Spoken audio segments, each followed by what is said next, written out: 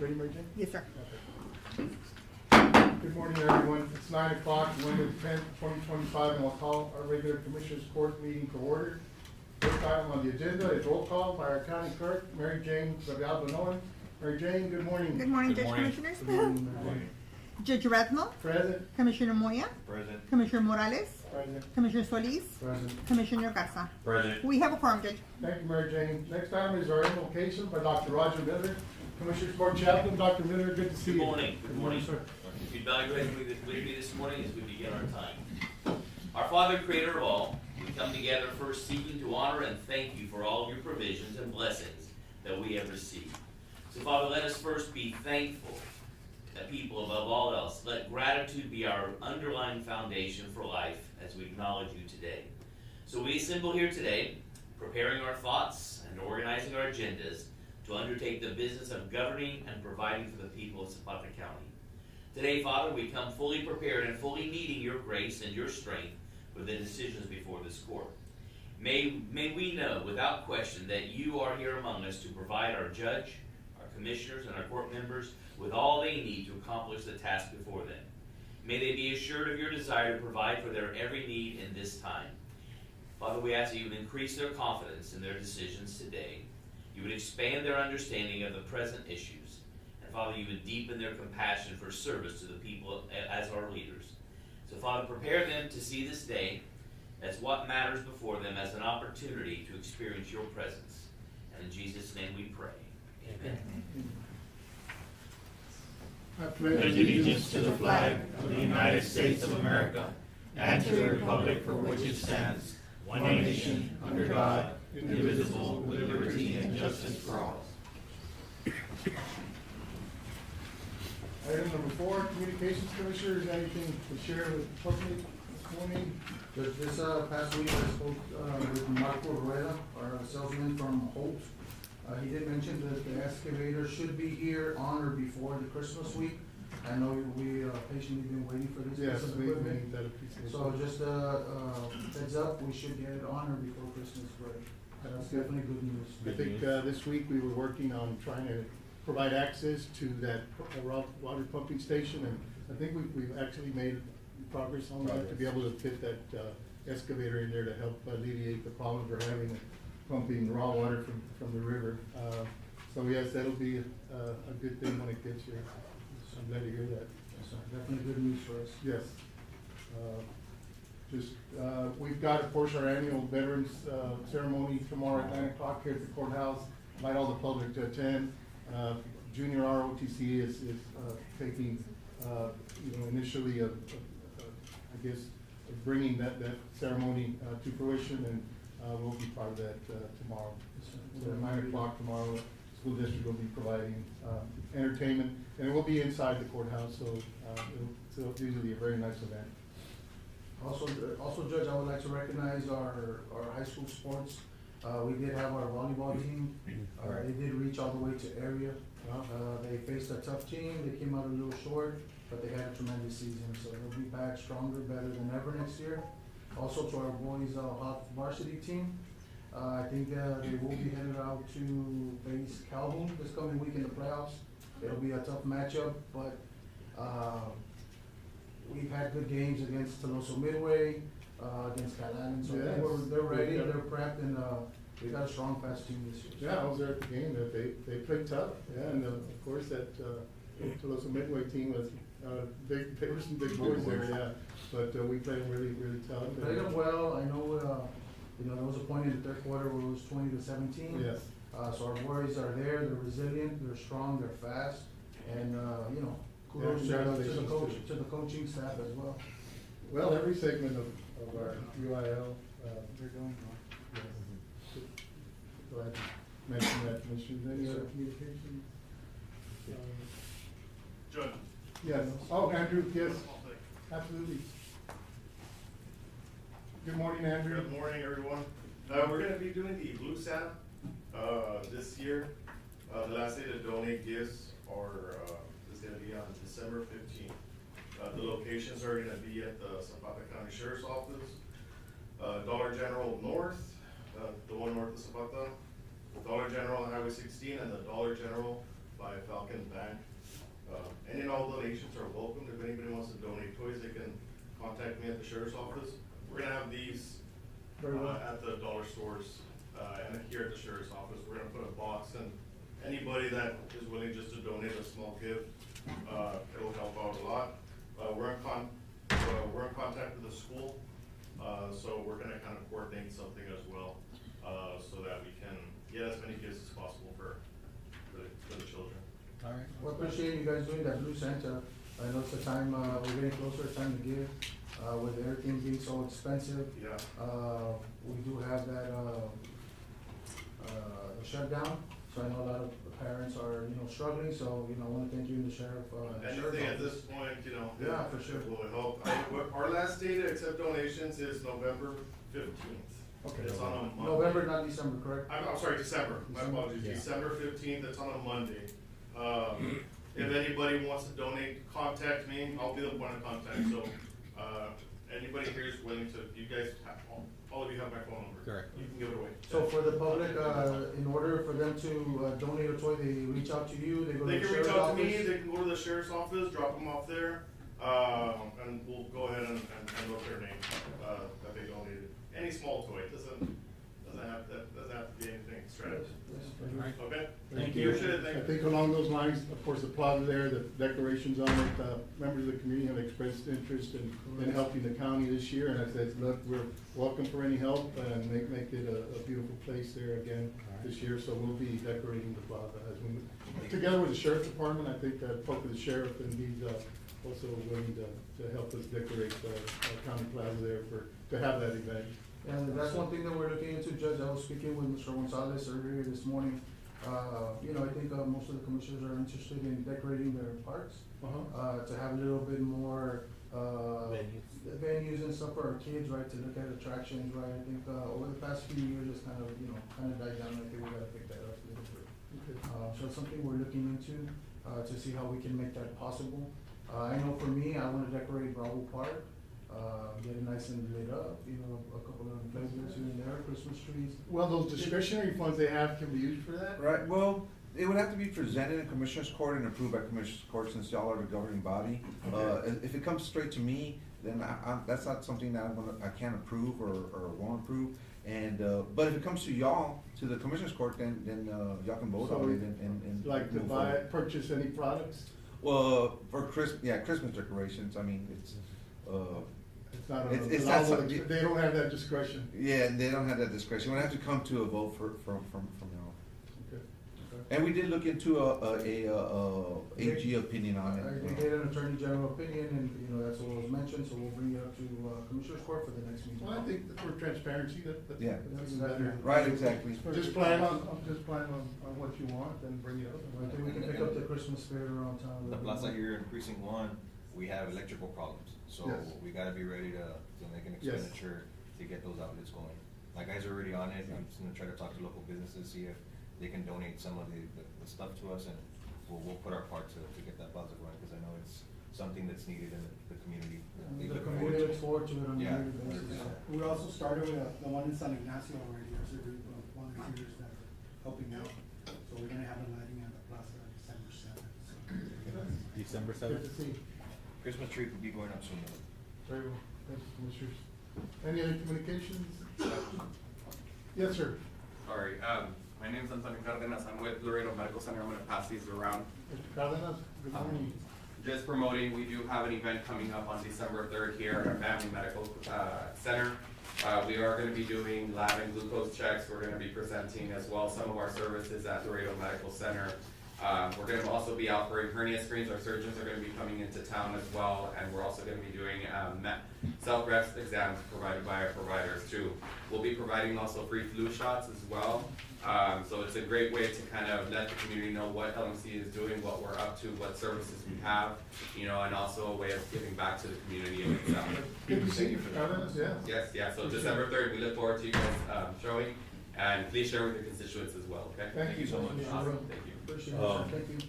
Also, we had a constituent reach out to us, Andrew. I don't know if y'all have reached out to him. He was wanting to see if he can coordinate with you guys to do like some DJing and maybe like a little farmers market for Christmas. I'm not aware of that, but we can definitely I'll get you all that information. Okay. Thank you. Thank you. Any other comments? We'll move on to item number 5, public comment. This section provides the public the opportunity to address the Commissioners Court on any items on the agenda. Any members of the public want to address the court on any items on the agenda at this time? If not, we'll move on to item number Judge, 6. I believe we do have public comment, right? They were signing up for it? There's maybe on the presentation? Yes. I think, Okay. the comments will be coming, I think, on the presentation. All right. All right, very well. We'll move on to item number 6, approval of invoices. In your packets, Commissioners, we had invoices from, October 24th, 2025 through, November the 6th, 2025, for a total of $524,811.68. Motion to approve. Motion to approve is presented by Commissioner Solis, seconded by Commissioner Garza. I'm gonna ask, I saw one item, Commissioners, just, before we approve it. This is for Mr. Gonzalez. Yes. I know with USDA, the shutdown, we're not paying the contractors until we get reimbursed. I did see an item there for, the architect for $18,000. Right. Is that something we That- need to hold? Cause Yeah, we if can- we pay him, then the other contractors are gonna say, well, how about us? Yeah, we can hold on to it, cause we don't release these until, y'all approve them, so we can hold on to that until we get So we reimbursed can, on it. approve it pending reimbursement from USDA? Yes. Looks like the shutdown might be coming to an end and Right. hopefully these agencies. can But we back wanna to get work. that money first, reimbursed before we pay them off, yes. So would the, You can approve them, and I'll just hold on to it. okay. All right, we've got a motion and second. Any discussion? All those in favor say aye. Aye. Aye. Motion carries unanimously. Item number 7 is approval of treasurer's report. In your packet, Commissioners, our treasurer, Romeo Salinas, provided us with a report. Page 1 has our investment accounts. We've got CDs of $7,449,699.77. Interest for the month of $23,255.84. And so that's the first month of the year, so that's where we're at. Page 2, our payroll accounts, operating accounts, general fund, we have beginning balance of $1,335,850.66. Revenue of $6,640,205.98. Expenses of $6,074,111.13, for an ending balance of $1,901,945.51. I think the $6 million worth of expenses were just transferred to our investment account. In page 3, we had other fiduciary accounts. We have beginning balance of $1,371,242.62. Revenue deposits of $5,980,259.50. Expenses of $804,862.75 for ending balance of $6,546,639.37. Moving on to page 4, our energy usage for the month of October, our electricity for the entire county was $78,090.16. Our water bill for the month for the county was $8,234.28. Moving on to royalty income from our gas wells around the town site. For the month of October, we received $4,483.72. Rental income from our facilities, we just had the pavilion at $610, and the community center for the month of October brought in $3,500. Moving on to our county clerk and district clerk, Fund 10 for the month of October, $8,410.25 was generated. Fund 15, $2,534. District clerk Fund 10, $3,164. And our sales tax for the month of October was $469,242.97. Incredible, that's the highest I've ever seen. That's almost 20% of our, what we budgeted. Yeah. I don't understand what, you know, why it's an Maybe increase like that. we weren't submitting all the receipts. I mean, it's good to see, Yes. that'll really help. Moving on to our landfill, no deposits yet. Our jail for the month of October brought in $76,669.69. I spoke to the sheriff, of course, the marshals, their payments are on hold. Right. So, we'll be seeing a larger payment. I think they've been on hold for like 2 months or 2 3 months. months, yeah, 2 months. Our jail telephone, $3,195, jail bond fees, $150, Jail office fee of $1,240. And our EMS for the month of October brought in $134,121.86. So we're busy, our EMS is busy. Our JPs, their revenue for the month of October, JP Precinct 1 brought in $8,125.10. JP Precinct 2, $8,595.48. JP Precinct 3 brought in $403.36, and JP Precinct 4 generated $1,317. Motion to approve treasurer's report as presented. Motion by Commissioner Solis to approve Second. the report as presented, seconded by Commissioner Morales. Any discussion? All those in favor say aye. Aye. Motion carried. Item number 8, approval of checks issued, and your package, Commissioners, we had checks from 10/24/2025 through 11/6/2025, for a total of $524,811.68. Motion to approve as presented. Motion to approve is presented by Commissioner Solis, I'll seconded. second that with the hold of the check number 14508 of the 18,000. Okay. Okay, yeah. Seconded by Commissioner Garza. All those in favor say aye. Aye. Motion carries. Item number 9 is tax assessor collectors departmental report. Ms. Mendoza, good morning. Good morning, Judge, Commissioners. Good morning.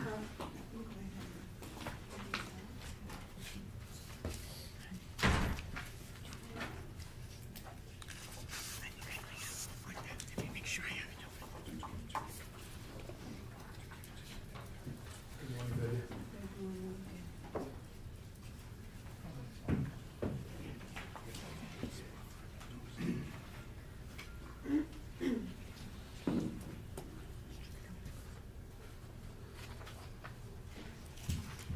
Excuse me. Good morning again, Commissioners, Good morning. Judge. Before I give my detailed report, I'd like to acknowledge and appreciate my staff for their hard work and being there to tend to our taxpayers. We had a very busy month of Month. October. I just wanna kind of go over what we collected, for the county, for the school, for the 2 water districts. For the county, we collected $3,754,940.96. For the school, we collected $2,910,071.17. Fiesta Shores, $44,148.02. The water, Zapata County Water Control Improvement District, $165,752.82. For a total of $6,774,912.97. Okay, this, you can't find it on there. That's okay. Okay. Yeah, like I said, we had a very busy month, and, we really appreciate the taxpayers. We know that times are tough, but they're coming up, they're making some kind of arrangement, making payments, so, And you know. getting the discount, so. And getting the discount, It's good to pay early, yes. Yes, that's one good thing about paying. You owe a lot, you save a lot. That's a pretty good chunk. Well, we've always had very responsible taxpayers in our county, so we Yes. appreciate that. Definitely. Okay, going back to our, monthly report for the county, general fund, we collected $2,353,232. We had refunds of $6,701.45. Interest and sinking, we collected $1,143,010.11 with $2,710.40 in refunds. Farm to market, $837.90. We had $2.29 of refunds. Special road and bridge, we collected $359,435.62. Refunds, $968.93. Overpayments, $15.13, and then the delinquent attorneys, we paid them $16,315.56. Total collections for taxes was $3,872,831. I'm sorry, $3,872,831.19. going into the fees and collections, we have alcoholic beverage, $60, tax certificates, $24, hotel motel tax, $4,909.02, copies and faxes, $725, voter registration lists, $100, interest earnings, $44.09, net collections was $5,144.36, for a grand total of $3,877,975.55. We gave an advance to the treasurer back at the beginning of, at the third week of October for $300,000, and we issued a check last week for $3,561,000 and, $3,561,675.12. That's okay. Hotel motel tax to date is $4,904.09.02. So that's a year to date. And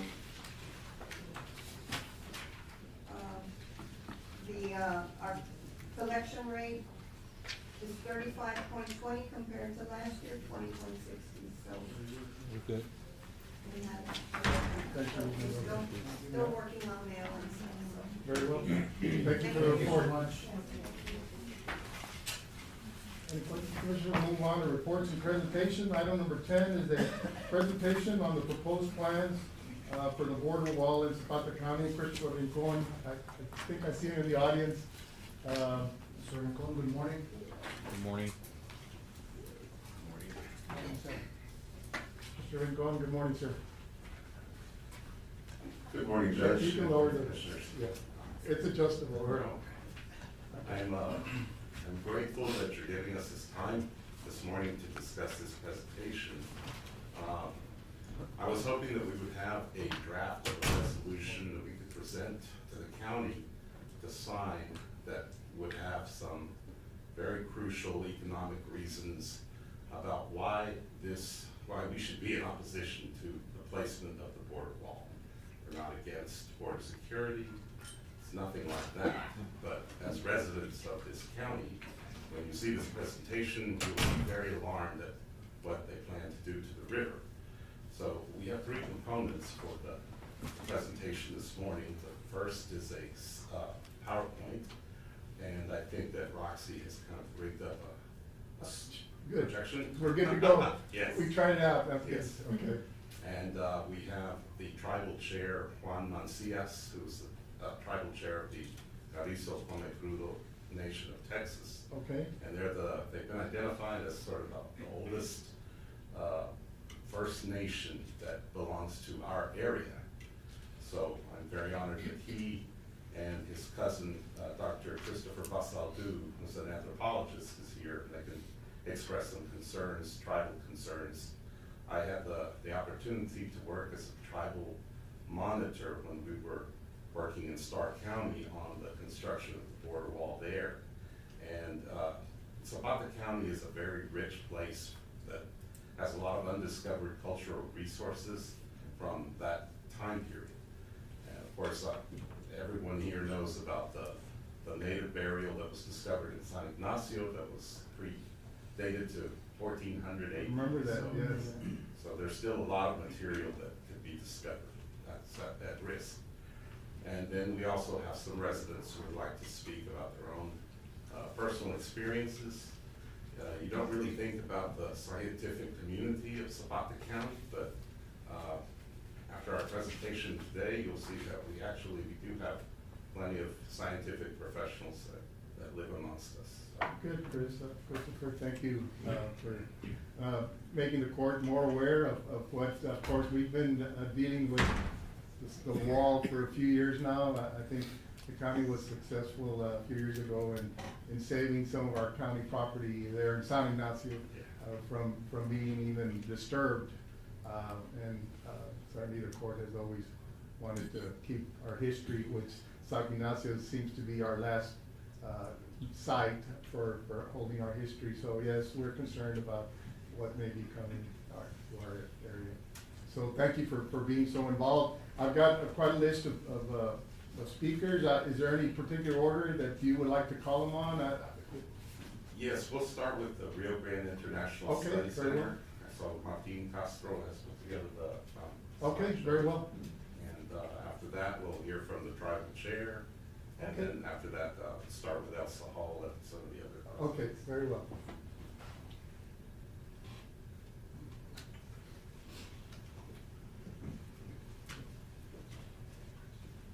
Mr. Figueroa, good morning, sir. Good morning, Judge.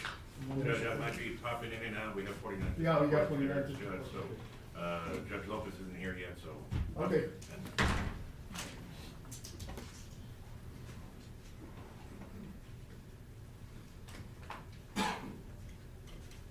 Morning, Commissioners. Good morning, Judge. Pastor. Give me just a few moments to get this presentation set up. Go ahead. I promise my presentation is not too long.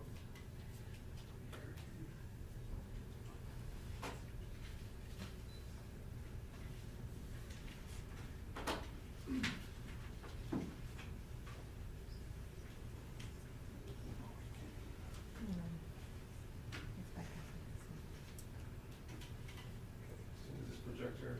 I don't know if we need to hit the lights or anything so that the audience can see a little bit. Can we help? Ellie, see? Maybe just dim It it a should- little bit. No. Is it? Oh, it's over there. I see it. Okay, yeah, we need to hit the light.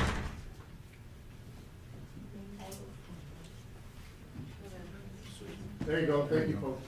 Okay. Okay, So that's speaking better. to this microphone. Yeah, Sorry good. about that. All right.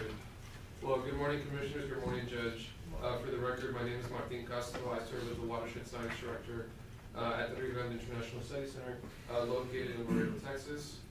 Thank you all for letting us speak on this very important item. I'm here to help the court understand the impacts of the proposed border wall and buoy infrastructure that Homeland Security is proposing, of course, for Zapata County.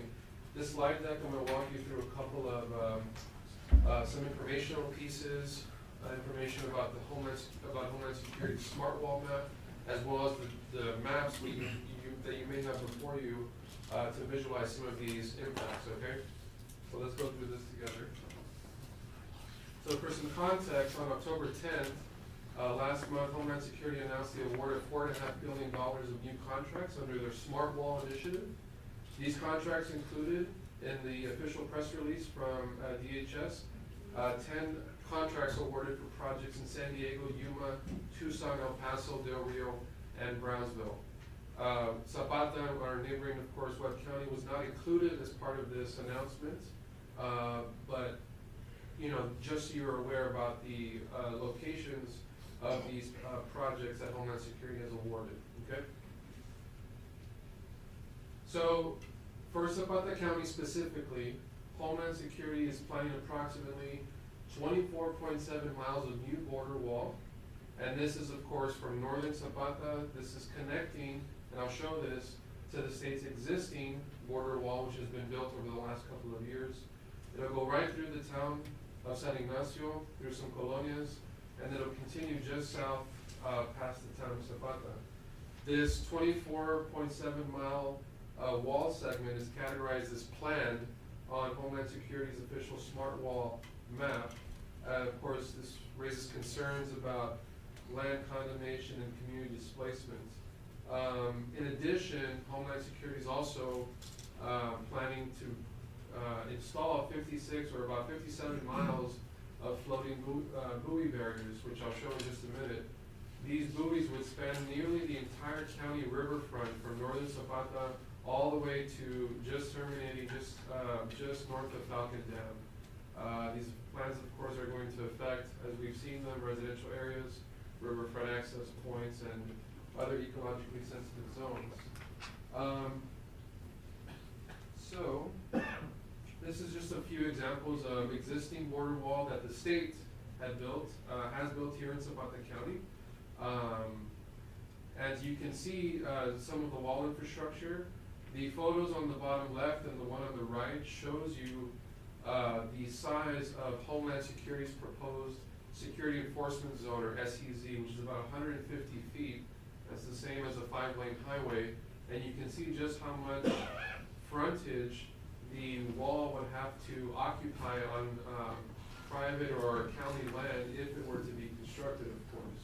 So it just gives you an idea of the scale of this project. Not just the actual barrier itself, but the security enforcement zone, which again is has quite a large footprint. These are the buoys, or the buoy barrier. These are from Eagle Pass.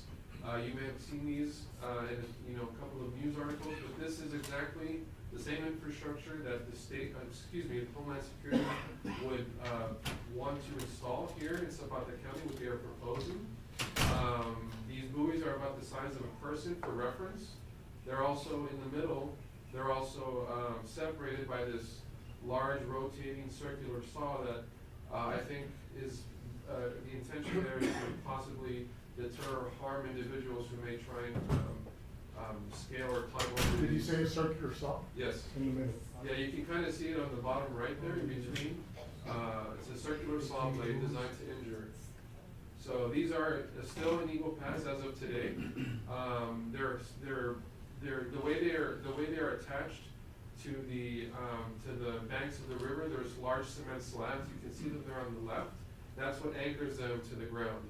And of course, there really hasn't been. There's been a couple of studies done by some of my colleagues who are fluvial geomorphologists. They study the changing of rivers, but we know that installing this type of infrastructure, especially on a river channel like on the Rio Grande, may have some altering effects to the flow and state of the river. How far down into the water do the buoys go? I just think it's just a couple of feet, Okay. if I'm not mistaken. It's probably floating just a few feet above the surface. Has there been reports of any injuries or deaths with that circular saw that you're aware of? Injuries, yes. We'll check on the deaths in Eagle Pass. There's 1,000 linear feet in Eagle Pass. See, I've seen the buoys, but I've never heard of that circular saw between the buoys. Yeah, these are the very same ones that are still there in Eagle Pass. All right, so just moving on very quickly. So talking about the maps now, just some background on them before I show these to the court. All the spatial data that you're seeing on the maps was sourced directly from Homeland Security, so this is all publicly available information through the smart wall map. You can see the link there. The data set that they included shows infrastructure segments that DHS categorized as completed, under construction, awarded, planned, which is the one I'm showing, and then proposed. So just very quickly, planned, this represents the total mileage of planned infrastructure for construction, but the contracts have not yet been awarded, okay? And of course, the other ones are pretty much, I think, self-explanatory. This is what the smart wall map looks like.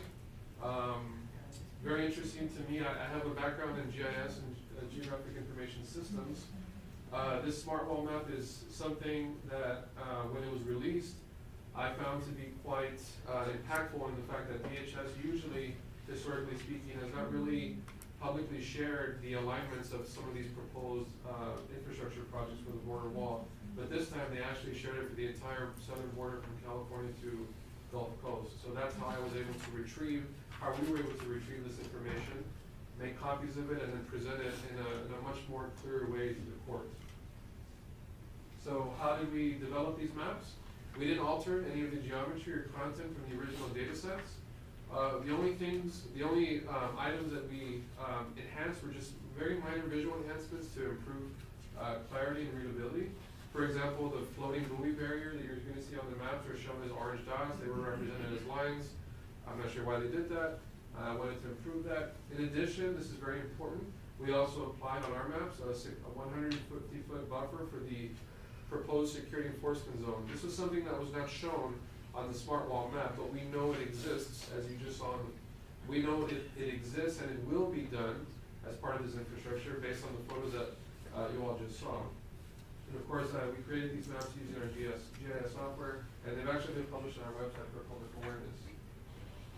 So here I know it's kind of hard to see because it's a vertical map, but this is proposed placement for infrastructure, both wall infrastructure and buoy infrastructure in San Ignacio. You can see the town of San Ignacio to the right, and you can see the alignment, which is in yellow. And then the red is the crosshatch fill, that's the security enforcement zone buffer, about 150 feet that we applied. That is more representative of the actual footprint of this infrastructure, which unfortunately would sever pretty much the entire town of San Ignacio. I think it would, it's hard to see there, but you can see it would cut through the bird sanctuary, just sort of in the middle there. And it's also directly in the path of the water treatment plant intake for the town of San Ignacio. And of course, on the channel, you can see the length of the buoy, which would be in between the wall and the river. Okay, moving on very quickly.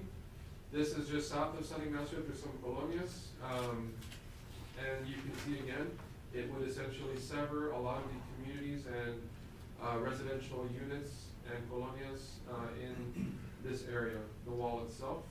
You can see, it's kind of hard to see, but the buoys are there. You'll notice they don't follow the channel quite exactly to the river. I'm not sure why that was the case. I think most likely the analysts at Homeland Security were working with different projections on the maps, so that's why it doesn't follow the channel very closely. But regardless, we know that wherever the river channel is located, that is where the buoys are likely to be installed. Moving on to the last two maps. This is a very zoomed out aerial view of the town of Zapata, which is over there on the top right. You can see the wall infrastructure. The proposed alignment would terminate just south of the town of Zapata. Just north. Excuse me, just north, excuse me, yes. Thank you, Judge. About right here. But you can see the extent of the buoy barrier, which this goes on for miles, all the way from where we were on the northern part of the county, going all the way through south of the town on the river, and of course, continuing downstream towards Fountain Dam. And finally, this is the town of Zapata's water treatment plant intake. The buoy barriers would also be located there. This aerial imagery, of course, is a little bit older. I know there's pumps and I think pipelines trying to reach the water, so this looks a little bit different, I think, than current conditions. But again, this is just to represent the actual impact and scale of all this infrastructure. Wrapping up here on my final slide, we're happy to report to the court as well that there is an interactive map where you can view this exact same data and information up on our website right now when you visit our website. And it says Webb County, but this has been mapped for the entire southern border. So you can view all the detailed locations of this infrastructure across Zapata County as well. In fact, you can see San Ignacio there in my screenshot. You can zoom in and play with the map and enter addresses if needed. Again, very important to remember that this is all sourced directly from Homeland Security. It's just been formatted for public understanding and awareness. And thank you all very much. If you all have any questions, I'm happy to answer. I have a question. Yes, So sir. essentially, will it affect our access to our water supply? In San Ignacio, yes. In San Ignacio, I believe so. And in Zapata also or no? Well, it depends if the buoys will be, you know, I guess conflicting or not conflicting, I think, possibly it could, there's current level of the lake is very low. You Correct. basically have a muddy river Exactly. flowing through that area there. Right. So the buoys could, possibly change the river channel Right. to flow, and we would, be out of water. Yes, so there is a possibility those buoys may move the channel to the Mexican side, and then, yeah, we'd be very good. We won't be able to have access to water, maybe, possibly. My colleague, Ms. Cortez here from RISC will also help answer any questions and speak to them. Hi, morning, Tricia. Good morning, Judge. Yes, Well, step by that. Good to morning. see you. Good to see you Good to again. see you. Good to see some of y'all. It's been a while. Yes. Tricia Cortez, Executive Director with the Rio Grande International Studies Center. Commissioner, I asked our contacts in Eagle Pass, and they said that yes, in the initial first couple of months, 2 immigrants were caught up in them and did drown. And those were installed 2 years ago in 2023, and he doesn't know more details since then. I wanted to just add a little bit more about the buoys and what you're saying, Judge. Our concern, these buoys are very large, the size of a human, of a person, And right now there's 1,000 linear feet in Eagle Pass, and so the idea is to install these throughout the entire length of the river. The Eagle Pass, they have had trouble with sedimentation, set islands and separate channels forming. The buoys, they're not meant to be in this kind of heat, and they're not meant to be in shallow water. They're meant to be in deep water so they can rotate, but they're not. And so what happens is that they start to burst open as well. So anyway, it would be very problematic, and the things that we're concerned about are they are not doing any sort of studies to look at the impacts to the river flows, the boundaries of the United States, and the aquatic life of that living system of a river, of course. So I wanted to mention that. One of the other things, Judge, is we're here because Zapata County, as you all know, I don't know any other way to say it, but no se raja. And there is some really deep history in terms of what happened with the wall the first time around, as Mr. Figueroa can certainly attest to. So as you all are aware, just as a quick reminder, what happened last time. So last time in 2019, there was a declaration for the entire southern border, national emergency declaration, and we didn't understand what that meant immediately. But what we quickly learned what that meant was that it meant that it gave the administration the ability to go and get into other pots of money, the DOD, especially for already congressionally appointed line items.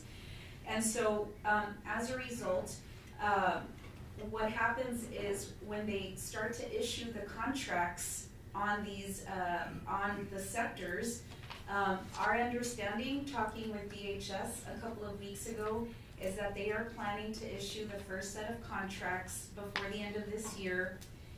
What we understand is for the northern to the midway point of Webb County and Laredo, and then in early 2026, the remainder of Laredo and Webb County and all of Zapata, you know, up to the point at the Presa.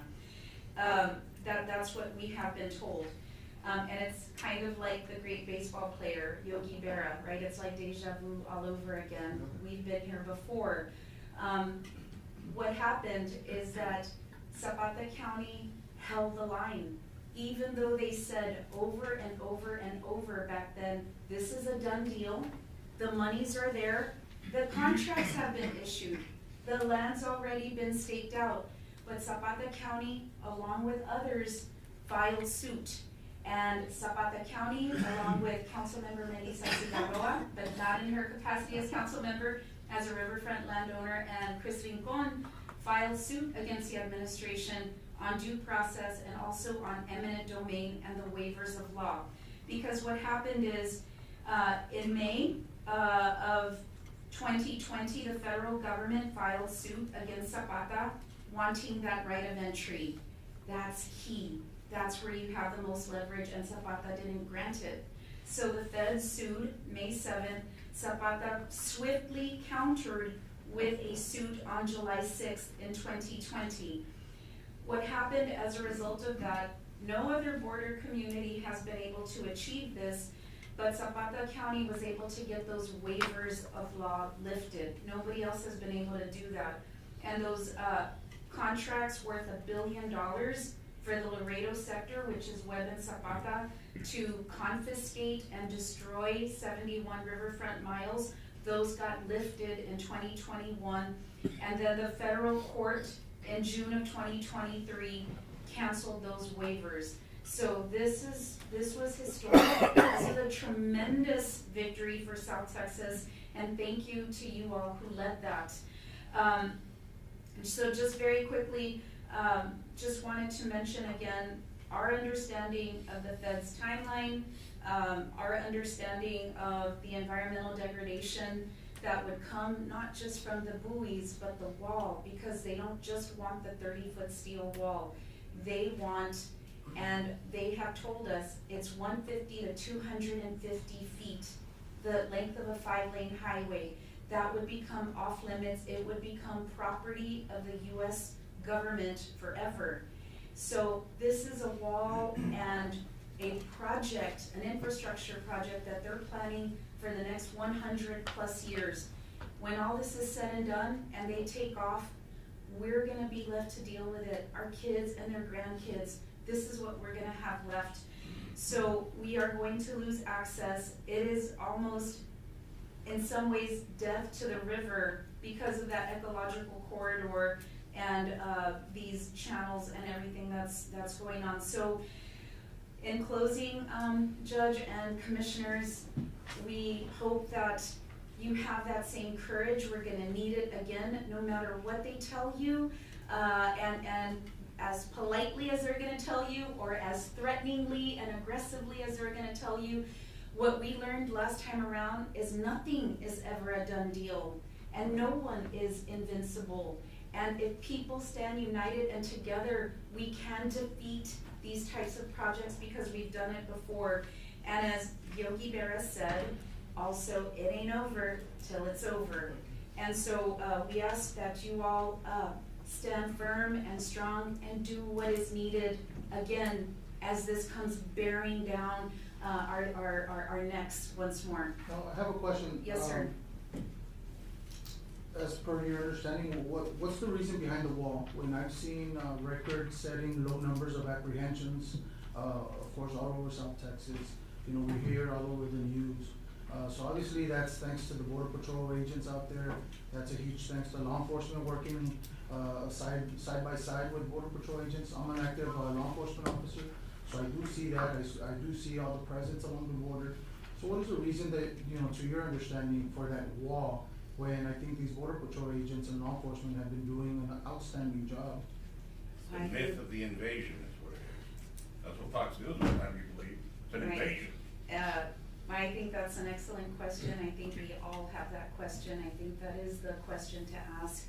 And I think we all want border security and know that there are more effective ways. Which we're seeing right now. Than doing this. Unfortunately, I think just like the last time and this time, it is rooted in in sort of this extreme form of politics that we're seeing right now, and the way that they have painted the border in an extremely negative way.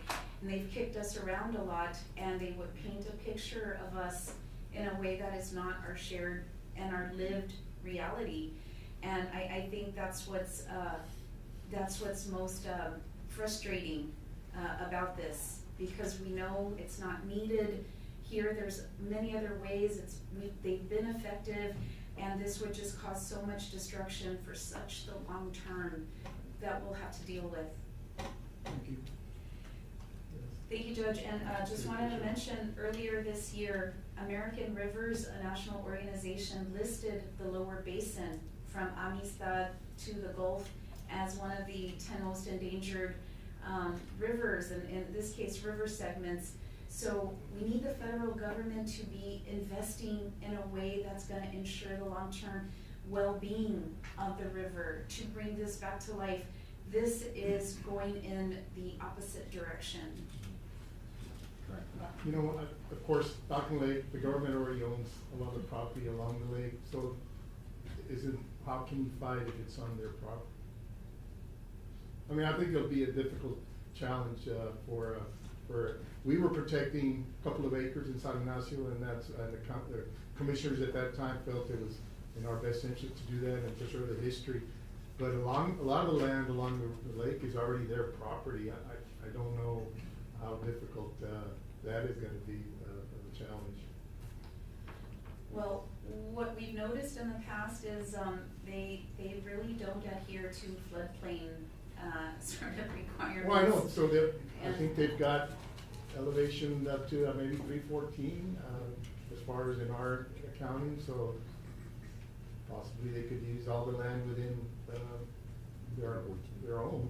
And yeah, I don't know. I mean, we'll see what determines comes out, but it's just going to be I think a more challenging situation for our county, because they already own a lot of the property along Falcon Lake.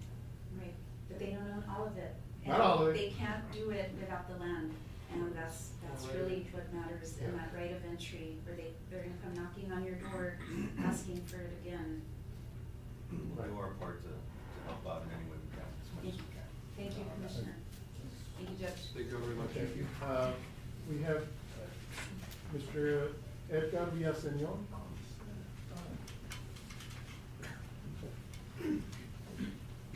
Mr. Villaseñor, good morning. Good morning, Judge. Good morning, Commissioners. Good morning. Thank you guys for taking this time. I'll just share briefly a story. I had the opportunity to realize what's going on, because some people don't, right? It's happening right in front of us. In Laredo, Texas, I live in the southern part, like in the south side of Laredo. Okay. And I live right next to the river. I learned that we can go and access our river, and I start, like, maybe other people like the narrative, like, don't go there, right? You know? I challenged myself little by little, because I wasn't sure, right? I wasn't sure. Nada. I've been going for like more than 3 years now. A beautiful space. I go running in the morning. It's amazing. I see other people fishing. It's really beautiful what we have, right? Also, if you guys are familiar with Laredo, the south side has less development than the north side. So I took pride on it. I took kids out there to the river kayaking. This is beautiful, beautiful experiences. The first time I took kids out there, I was scared, you know, liability, todo eso. I was like, yeah. But anyways, I took 10 kids out there, and then I took 20, and then 30, and partnered up with community after the kayak. We had carne asada and everything. Boom. Now all of a sudden, you know that they're gonna build a wall. It's possibly never again possibly able to do that. Another opportunity I had was to go to Eagle Pass. So I went to Eagle Pass, tried to do the same thing with other people out there, and it took like, you know, the National Guard, CBP, Border Patrol, everybody just to even get to the river, because it was already fenced up. And one of the things that's like, I'm not even joking about it, is like if we were preparing for a zombie apocalypse, that's what it would look like in Eagle Pass. They got like all this, like you said, like buoys, you got the border wall, the barbed wire, and then you got these shipping containers. And the worst part about it is the shipping containers say China. Like, if you're looking from Piedras Negras over here, it just like, you just see like a military zone, and it says China, like not even USA. And Piedras Negras, you see like people just walking right along the river, like they have good infrastructure built around their parks. And all that, yeah. And so all I wanted to really say is like eminent domain is supposed to be for the best benefit of the public, right? For the people. And I don't really, I mean, I know that these walls are not meant for the benefit of the people. Shout out to all the CBP, Border Patrol, everybody that's doing like their job, you know, like I had heard, and I don't know how true it is, that we have technology to detect people coming from a mile away this way. And we have, it's 2025, you know, we have some awesome technology. We got great strategists. You're not wrong there. And I think that we can do something better than like just let them take away our land. You know, I think that there's, and then people are like what? Man, I've got to go to Oklahoma, I've got to go to different places, Chicago, where they have amazing infrastructure built along the river where you can add more security if you want to, but spending millions of dollars for just them to take away our land, and then like you said, we don't get anything out of that, I think that that's not the best move. So I just wanted to mention that and hope that when it comes to your guys' decision, that you guys can negotiate something for something for the people. Right. Well, as a court, you know, our job is to protect our constituents' property, not to mention our water and our history. So we'll do our job, you know, as far as all that, you know, we'll take care of it on our end. Thank you guys, thank you. Thank you. Appreciate it. We need another thing, that if the county were to venture along this fight again, the private property owners have to do their part too. We can only stop or attempt to stop or restrict those areas that specifically affect Zapata County. There's also hundreds of individual property owners that own land right along the border. They too can fight. This is a community fight, not just a one-person fight. So everyone who is opposed to this needs to say that. And you do not only say it by opposing the wall, it's through your vote as well. Will there be compensation if the walls built on their property? Will they get paid a lump sum to take that property? They can, under eminent domain, you have to give just compensation, but compensation doesn't take into account issues of cattle needing water, having the only access to water being the river, that you lose that. So there's no value built in to the value of water that you're losing to be able to water your cattle. So it's just Probably run into an the issue. base value of the land, which is Some people peanuts. want the money, you know, that's gonna be an issue that they're not gonna cooperate with us, so what do we do with that? Well, they might, and that's Hopefully not. each individual property owner's, Right. right. What affects Zapata County directly is the fact that we have the water pump that feeds water directly to the constituency of San Ignacio. And they were, at that time, seeking to propose a permanent structure that would prevent us from being able to access water, cutting off water for the constituency of San Ignacio. That was something that the commissioners and judge at the time decided that it was a bridge too far. So, yeah, I mean, there's obviously some serious concerns with this type of issue. Is it a virtual wall? Is it an actual physical wall? These are all things that I think individual property owners, along with the commissioners, have to consider. But like I said, this has to be a fight that is not just fought by Zapata County, okay? It's fought by every individual property owner that is affected negatively by this endeavor. Thank you, Mr. Villalobos. Yes, Judge, sorry about that. No problem. We're short for time, Judge. Just want to say a little something. Yeah, we've been there before, so. Yeah, I know, we have, Judge. Mr. Daniel Nicholson. Morning, Mr. Nicholson. Good morning, sir. Good morning, Judge. Good morning, Commissioners. I'll try to be as quick as All right, possible. sir. To the Zapata County Commissioners Court, my name is Daniel Nicholson, and I'm here today as a landowner with a long-standing family history in Zapata County. Just a week ago, leaders upstream in our city of Laredo stood together to unanimously oppose the border wall and are pushing toward open, expert-informed discussions in an upcoming meeting. That same resolve is urgently needed downstream in Zapata County, where decisions on our river will shape our water security, safety, culture, and our economy for generations. We are river people. The Rio Grande is why our families settled here and why our communities endure. Turning our back on the river is turning our back on ourselves. Each county decision must keep the river at the center. A federal wall defies Zapata County's future for at least 4 core reasons. 1, from the standpoint of water security, the Rio Grande is our only viable source in one of America's hottest regions. There's a reason why land with freshwater access is exponentially more valuable than land without it. These barriers restrict access or complicate stewardship that jeopardize our literal lifeline. From the standpoint of river dynamics and flooding, our friends upstream in Eagle Pass, the deployments of buoys and barriers have already fought the river's natural flow, shifting currents and elevating flood risk. This wall invites similar distortions here, threatening communities, ranch lands, and Falcon Lake inflows, accelerating our water challenges, and risking boundary disputes as the channel reacts. From the standpoint of property rights and heritage, South Texans have always resisted the taking of our land and these one-size-fits-all policies that ignore our local reality. Our flags and our families testify to generations who stood their ground. This river gave us life, and it's our duty to steward it for those who follow. From the standpoint of our non-negotiable economic future, a wall would permanently stunt Zapata's prosperity. It would sever safe public access to riverfront areas that underpin tourism, recreation, and cultural events, depress nearby property values, chill private investment, complicate emergency response, and raise insurance costs, and undermine binational commerce that sustain logistics, hospitality, retail, and services, replacing long-term wealth creation with razor wire and dead zones. No serious growth strategy chooses concrete over commerce. We ask the court to take clear, public, and coordinated action.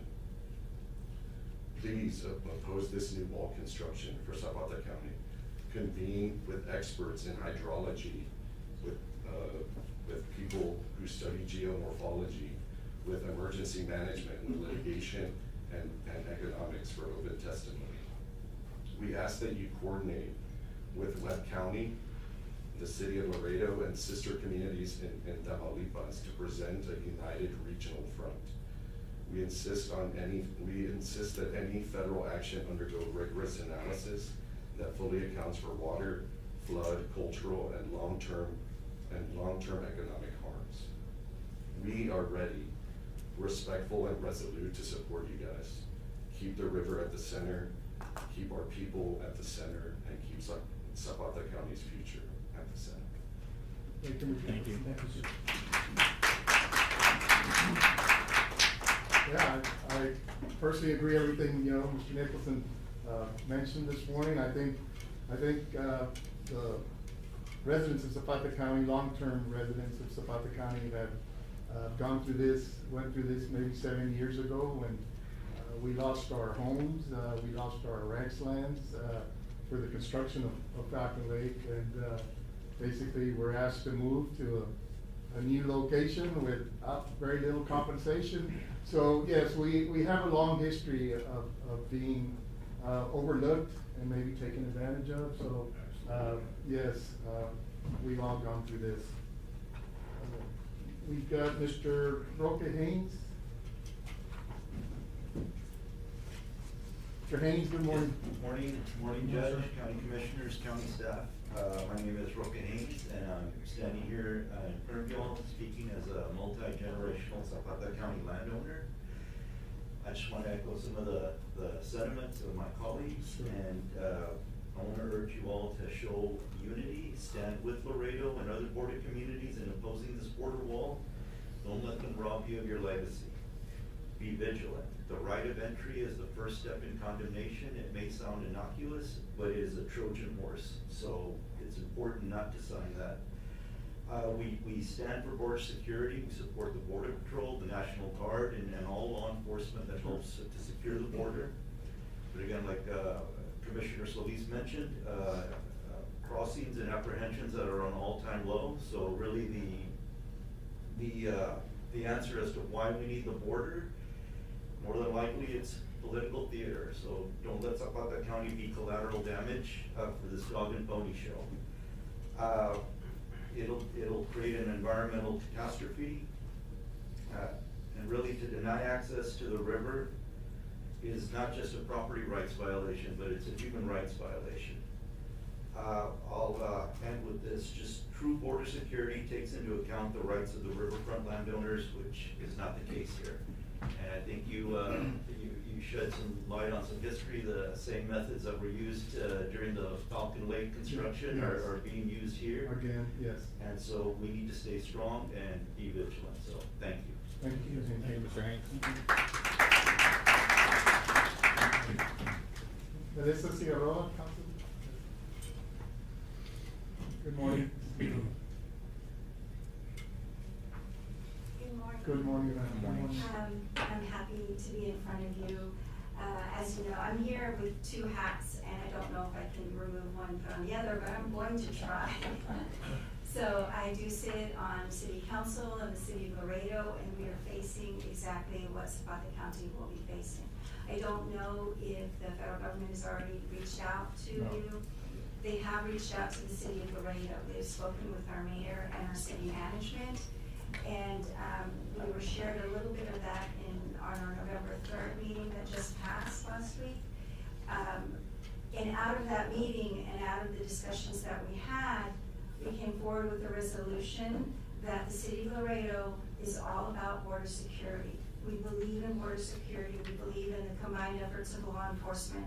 They've done a great job of protecting our city. The City of Laredo is now the safest city in the state of Texas, and we rank very highly in the whole nation. But we are against, unanimously, a border barrier, because we know the destruction that it brings, And apart from that, our economic vitality and the fact that we are the #1 port in the Western Hemisphere have resulted directly from our great relationship with the country of Mexico. And we cherish those ties and we actively foster those ties. We have great binational relationships such that the state of Texas approaches the city to see how they can key into our relationships with the governor of Nuevo León, with the governor of Tamaulipas, with the mayor of Nuevo Laredo, so that the state of Texas can do a better job in their trade relationships with Mexico. So because of that understanding, we did come out unanimously with this resolution. Nevertheless, the federal government is still there knocking at our door. And they haven't been knocking so nicely, right? They come with threats. This Friday, we will have a special called meeting by our mayor so that we can have maps shared with us that are going to present exactly how that wall will look in our city. Now, we are looking at the loss of millions of dollars of investment, of infrastructure along our riverside, water infrastructure, wastewater infrastructure, also the millions we've invested in our parks amenities. We have, of course, several parks along the banks of the river because you look to put parks in floodplain and also where the most beauty is. So that is what we're facing, the loss of all of that for our people. The city of Laredo is, I think, uniquely positioned, a little bit different from Zapata because we own 1,000 acres along the river. We are the primary landowners of riverside land. So that makes us uniquely positioned to be a bigger voice in fighting against this border wall. Additionally, on Monday, we'll have another council meeting on the 17th. And we've called in some lawyers. I've asked some lawyers to join us that are specialists in eminent domain to see what our options are. I am worried because this time around, we don't have the same legal backing, legal standing that we had the last go round. But also, we are looking to experts to see what that legal standing could be. And I can tell you out of that meeting, we will be willing to share any information with your city. And if I will ask for that for management, and I will bring it to you personally. Thank you. Thank you. There's also an item to look for a geomorphology hydrology study, because we know what the impacts have been in Eagle Pass, this was mentioned earlier, that the sedimentation from wall building is changing river flow, that the buoys in the river, because they do not appropriately belong in a riverbed, is changing river flow. And we need to understand what the environmental impacts and damage will be, even if on the most basic level, to understand what we should be claiming as our right from the federal government. Now, we hope to carry it farther than that, but bare minimum, if you're going to destroy our land, then you better be paying for it. Because it is not only our land, of course, this is land that is owned to future generations. And as good stewards, we have to think about future generations in our calculations. Now I want to take off the city council hat and put on my Zapata County landowner hat. So my husband and I are fortunate to have a ranch on Riverside, and I can tell you myself and my neighbors are fighting against this action by the federal government. My husband and I fought against the right of entry. We never allowed them to come into our land the first go round, and we plan to continue at the next go round. And I can tell you my neighbors in my immediate area are willing to do the same. I know that is not the same calculation that every landowner has made. I think it's truly unfortunate because what the state proposed and that little bit of incentive that somehow you could still own this land, that the state couldn't maintain ownership. What does that mean if you still have to entertain a 30-foot high wall with 6 to 8 foot concrete pilings for the rest of its life? As the landowner, if that was the deal that you made, who cares who owns that land? Effectively, it's not yours anymore. So I think, I know Zapata County did an amazing job the last time. I was honored to be a fellow plaintiff in that court fight. And I'm willing to be a plaintiff again. But this time will be different, and we hope that those legal arguments can be made. And I can pledge to you that all of that information we will be willing to share with the city of Zapata. Appreciate that. So thank you so much. Thank you so much. Thank you, Ms. Figueroa.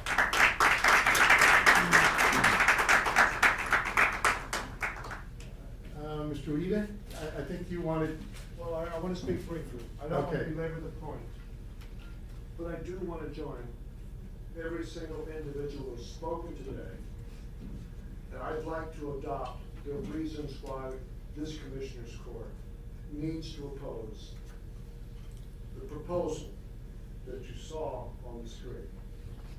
And we need to support the city of Laredo, Webb County, and every single individual living in the historical district, as I said, for all of the reasons. And I am confident, Judge, I'm asking my commissioner, the Precinct 2, Commissioner Morales, to join every single one of these individuals who are standing up for their individual rights and collectively standing up for the rights of this county and other counties and every single county along the border with Mexico. Thank you very much. Thank you. Thank you, Mr. Uribe. Thank you. I'm going back to what Mr. Rincon said earlier about the Indian remains that were found in San Ignacio a couple of years back, or a few years back. At the time, I was in patrol with the sheriff's office, so I was fortunate enough to witness that. So it was an amazing thing to witness, and I will do my job to protect the history of San Ignacio.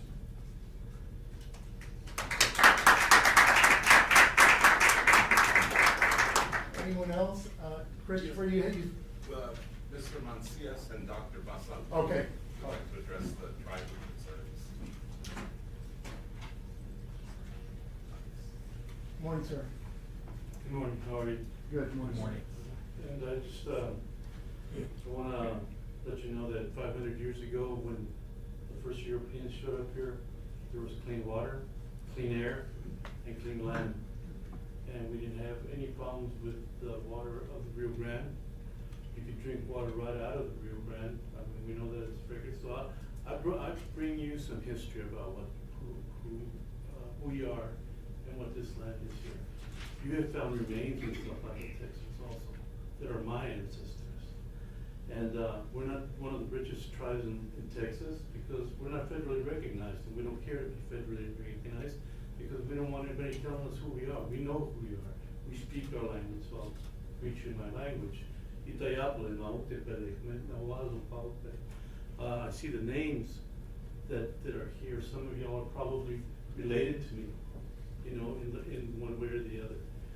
But I also want to let you know that in 1920 they changed the name of Zapata, Texas to Zapata, Texas. It used to be called Carrizo because it was a Carrizo village, and that's who I represent. I represent the Carrizo Nation of Texas. I am a Catawba, and I am the social leader of the group. And so I just want to let you know that there's a deep history in what's going on here. But one of the things that I really want to talk about is the waiver of the environmental laws that they insist on trying to pass. And we fought them when we tried to fight the wall in Hidalgo County at the state cemetery there of Eli Jackson. And we stayed there for a year and a half and stopped what was going on there. And out of that came a moment when we were given permission to monitor any of the wall going up. What we have found in the first part of this year in monitoring, we have found plants that they hadn't even seen in a long time. One of them being the Zapata soursop, I think it's called. And the other one was the Boone's wild cucumber. And then we're gonna go right through to some of these sacred plants. But that indicates that there was a village there. I can go on the river and I can show you where there's a village. And when you talk about the river as a right of way for us, we used to use that river to go all the way up into the Rockies as well. Our language is not related to any of the languages that claim the land here. We're not Apache, we're not Oaxtecans, and we are the Hokum speakers that have similar language to the Pueblos. And also to the Chumash in California and the Yuma in Arizona. So we follow, kind of where the borderline is. So what we want to be able to say is, hey, we don't come here to ask for the land back because, it's not ours. We are this land. My ancestors that you walk on, the ancestors that you find, those are my ancestors. Those are my relatives, just like many of you are. And the thing is, yes, we need to stand divided. Together, united, not divided on this. That river was never meant to disconnect us. That river was meant to connect us and to keep us connected. And I think that we need to understand that they dropped this border on top of us. Antonio Zapata, I don't know who the town is named of, he was a Carrizo Indian. And if you read the history about it, he fought for the Republic of the Rio Grande. He fought for it. And that was to be able to maintain, that ideal of who we are. And so, if you need attorneys, we have attorneys too now, running all over the place. But one of the questions that is here is that they did waive the Native American Graves Protection and Repatriation Act. So that means they could do anything. The first time, they also had waived the American Indian Religious Freedom Act. This time, I didn't see it on the waivers. So we have something we can fight with also as well. We can join the fight with you because they're going to affect who we are. We are the people of the medicine that grows all over the place. I just want you to know that. Thank you very much. Thank you so much.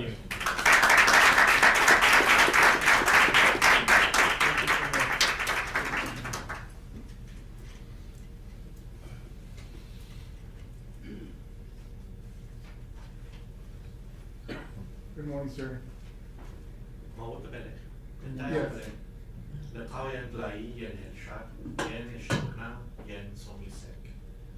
I'm Dr. Christopher Basaldu. I live in Brownsville, Texas. Grew up in Brownsville and Corpus Christi. I am a member of the Carrizo Nation. I'm also one of the co-founders of the South Texas Environmental Justice Network. Nenapale, thank you for letting me address you this morning. And I do wish to encourage you to do everything in your power, everything that you can, everything that you can think of to stop any progression of border wall or border barrier anywhere within Zapata County. And I want you to stand in solidarity with everyone who's trying to stop any more border wall anywhere along the border. That border is artificial. So I also have a doctorate in anthropology. So what I would like to tell you is talk to you not about United States law or anything like that, but I want to open your minds to a reality that the United States is forcing all of its citizens to forget. And that is that we are human beings. And we are human beings first and foremost. On top of that, we are human beings who are tied to the rest of the world. We're not kings, we're not dons y doñas, we're not mayordomos. We are not supposed to be in these hierarchies of thinking that any human being is lesser than we are. Take away from your minds the thought that you are a United States citizen and somehow you deserve more right to live and be happy than any other human being from any part of the world. The border wall and the murder buoys that they're trying to put into the river will kill the river just as it kills human beings who only wish to move to an area where they can feel safe. If you want to know why people even try to migrate this northward way, look into the history of the United States of America and you will see the warfare, the murder, and the death that the United States creates everywhere in the world. And then tells United States citizens to look down on these people who are 50 times more brave than you will ever be in their life, in your life, that they would walk here with nothing just to escape the death that the United States constantly exports. You want to ask me why I even talk about that? Is because the United States, Texans, have genocided my people and my ancestors for centuries. This tribe, our people, our ancestors, we have memory and stories that connect us to a time and a history before the United States, before Texas, before Estados Unidos Mexicanos, before Columbus. And that was a time when human beings here understood that they were connected to all life and had a responsibility to make sure that that life would always move forward for generation to generation to generation. The border wall is nothing but hate.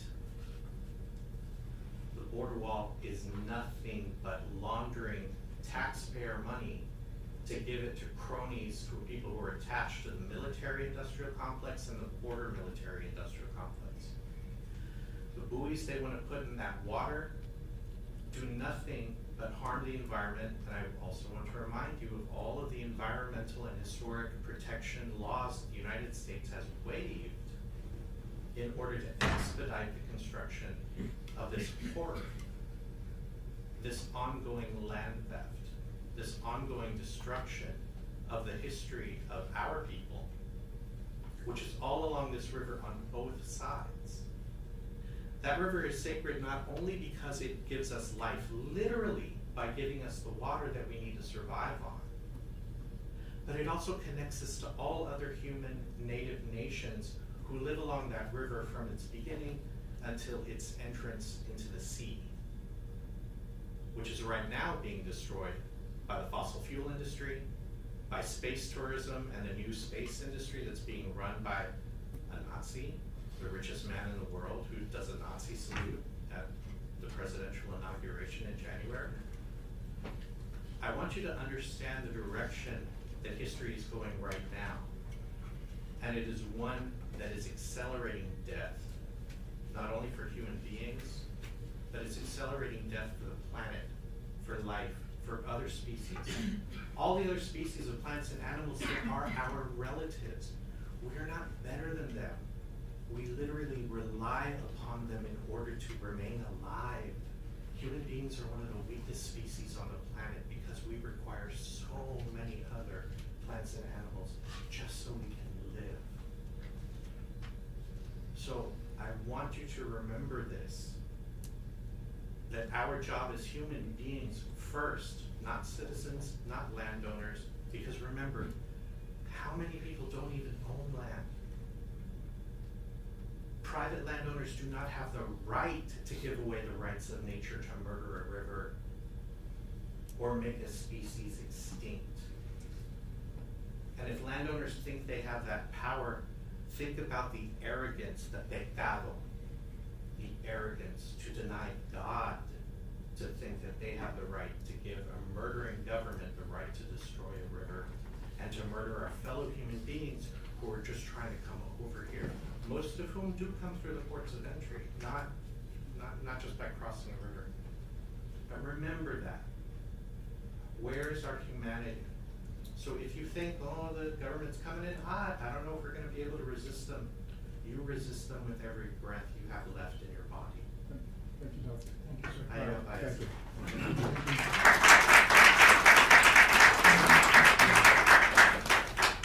Any other comments? One last. Elsa? Okay.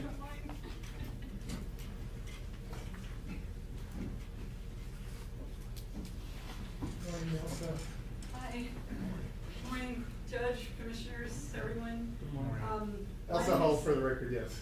Yes, my name is Elsa Hall, and I would like to speak how this wall buoy system will impact me personally as a homeowner, environmentalist, and avid kayaker. I would like to kind of focus on, expand a little bit on one of Martin's maps. Let me see if I can get that going here.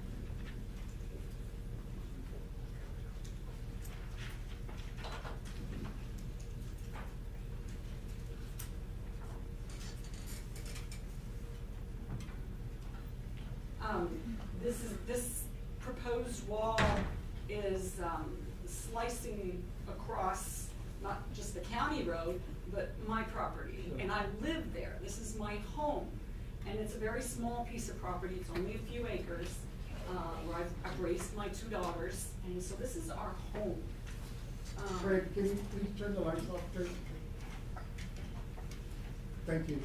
So I just wanted to show you, this is a kind of a little bit zoomed in on one of the maps Martin had shown. And then I zoomed in a little bit more. That little white rectangle is my home. And the road that goes through there is Laurel County Road. And this is the wall in the enforcement zone. So you can see, it's gonna take out a chunk of my property. And then how can anyone live in the shadow of this monstrosity? You know, like I said, I only have 3 acres, and I have such a connection to the land, the river, just the ecosystem in general. I have worked and strived and labored to create a wildlife sanctuary for my little piece of property. You can kind of see how it's got the vegetation still there, and most of the rest of the area around me is all cleared out. Well, you know, I have worked so hard to make this a wildlife sanctuary, and I have documented threatened and endangered species, the Texas indigo snake, Texas tortoises, and also birds that, you know, I'm an avid birder, and my area, my property here was on the one of the locations for the Laredo Birding Festival. And there are rare birds, the Morlet seed eater that people come from all over the world to see, the Rufous capped warbler, which caused a big stir among the birders a while back. I'm sorry, this wall would devastate prime bird and wildlife habitats. And of course, my property value is gonna plummet. All the habitat loss, the noise, the patrol vehicles, and not to mention the bright lighting that is all along this wall. It will not just be horrendous for me and my family, but for the wildlife. Most bird migration occurs at night. And my area, this whole area actually, is in the path of a prime bird migration area. And I don't know, you've probably seen the video of the bear out there by La Perla crossing the highway. No place to go. Yeah, I can only hope it made it to the river because the wall is not contiguous yet. Yes. So there was hope that it made it to the river. And you know, and it's also going to fragment wildlife populations. It's going to impact, you know, I'm not a hunter, but it's going to impact the deer too, you know. And in addition, all these bright lights that are going to be on there, you know, I'm not going to be able to use my telescope, watch the meteor showers like I used to with my girls. We would lay out there and watch meteor showers. So all of that is going to be disrupted. My whole life, everything, I put everything into this place, and my whole life will be destroyed if this comes to pass. Elsa, you mentioned you're not, I think as many of our ranchers here in our county, I'm one of them. And I'm certainly a little bit south of your property there, but it certainly disrupt my cattle operation. I won't be able to raise cattle anymore. I won't be able to lease our land for hunting. So yes, it's economically, it'll be a disaster for those properties that are gonna be along that. Yes, there's so many other repercussions. I mean, this is just little old me, but I mean, it's way bigger than me. Yeah. You know, and a little bit about the buoys. I gotta point out, this is just sloppy work by the feds.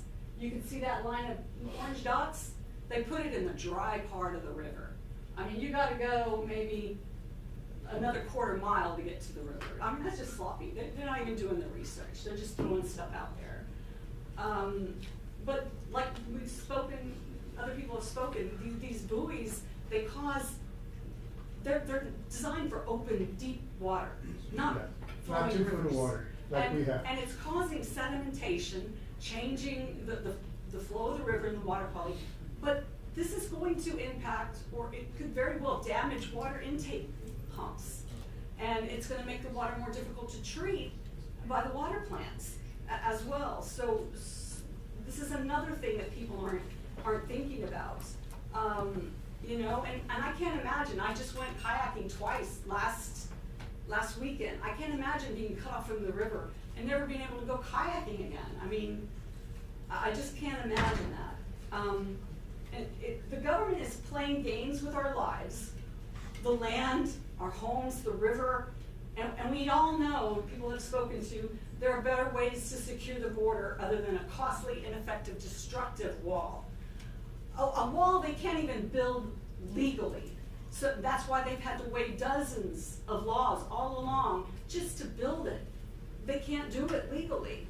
I also want to show some charts also to speak to the apprehensions. I created these charts based on the apprehension data CBP posts on their website, and I've been tracking this for many years. The red line is the total southwest border, and then the blue is the Laredo sector, which includes Zapata. You can see how it's just dropped. And in our sector, it's always been low.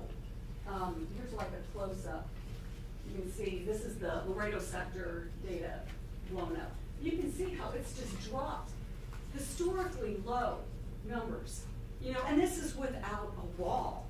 Right. So this can be done without a wall. And the former sheriff even told me that my area is not a high traffic area. And I can attest to that. After living there for 25 years, it's never been a problem. I wouldn't have raised my 2 daughters, you know, just 3 women living out there if I thought it was unsafe. Never had any problems with anybody coming from across as far as break-ins, nothing like that has ever happened. One other chart I'd like to point out, the number of Border Patrol agents has tripled since the late 90s. And the apprehension rate per agent is a third, dropped to a third of what it was back then. So we have the technology, we have the agents in the field to enforce border security. We don't need a wall, and we don't want a wall. Now, things are moving quickly, so we need to get ahead of this now. And Zapata County was the first to adopt a resolution against the wall, you know, the first go-round. And I'm so thankful that I live in a county that has that kind of common sense. So I'm asking you once again, stand with us, present the strong, united front, and we're gonna come up with a plan, and we've gotta fight for our rights, our community, our homes, our river, before it's too late. And one final word, whatever you do, don't invite Trump to go golfing. Can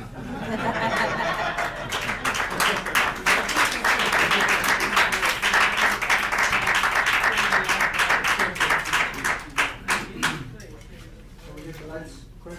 Great. Thank you, Ms. Zapata. Thank you. Thank you so much, and we'll be counting on you. Anyone else? Before we move on to our action item, Victor, yes?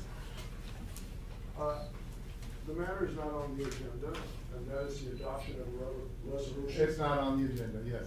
So we haven't been, I guess, advised yet, or by the federal government? We haven't Haven't been advised. called, so I think it was a little bit premature on our part to Well, it's a matter of time before it does happen, but we haven't officially been served. Contact, no. When it happened originally, I received a letter from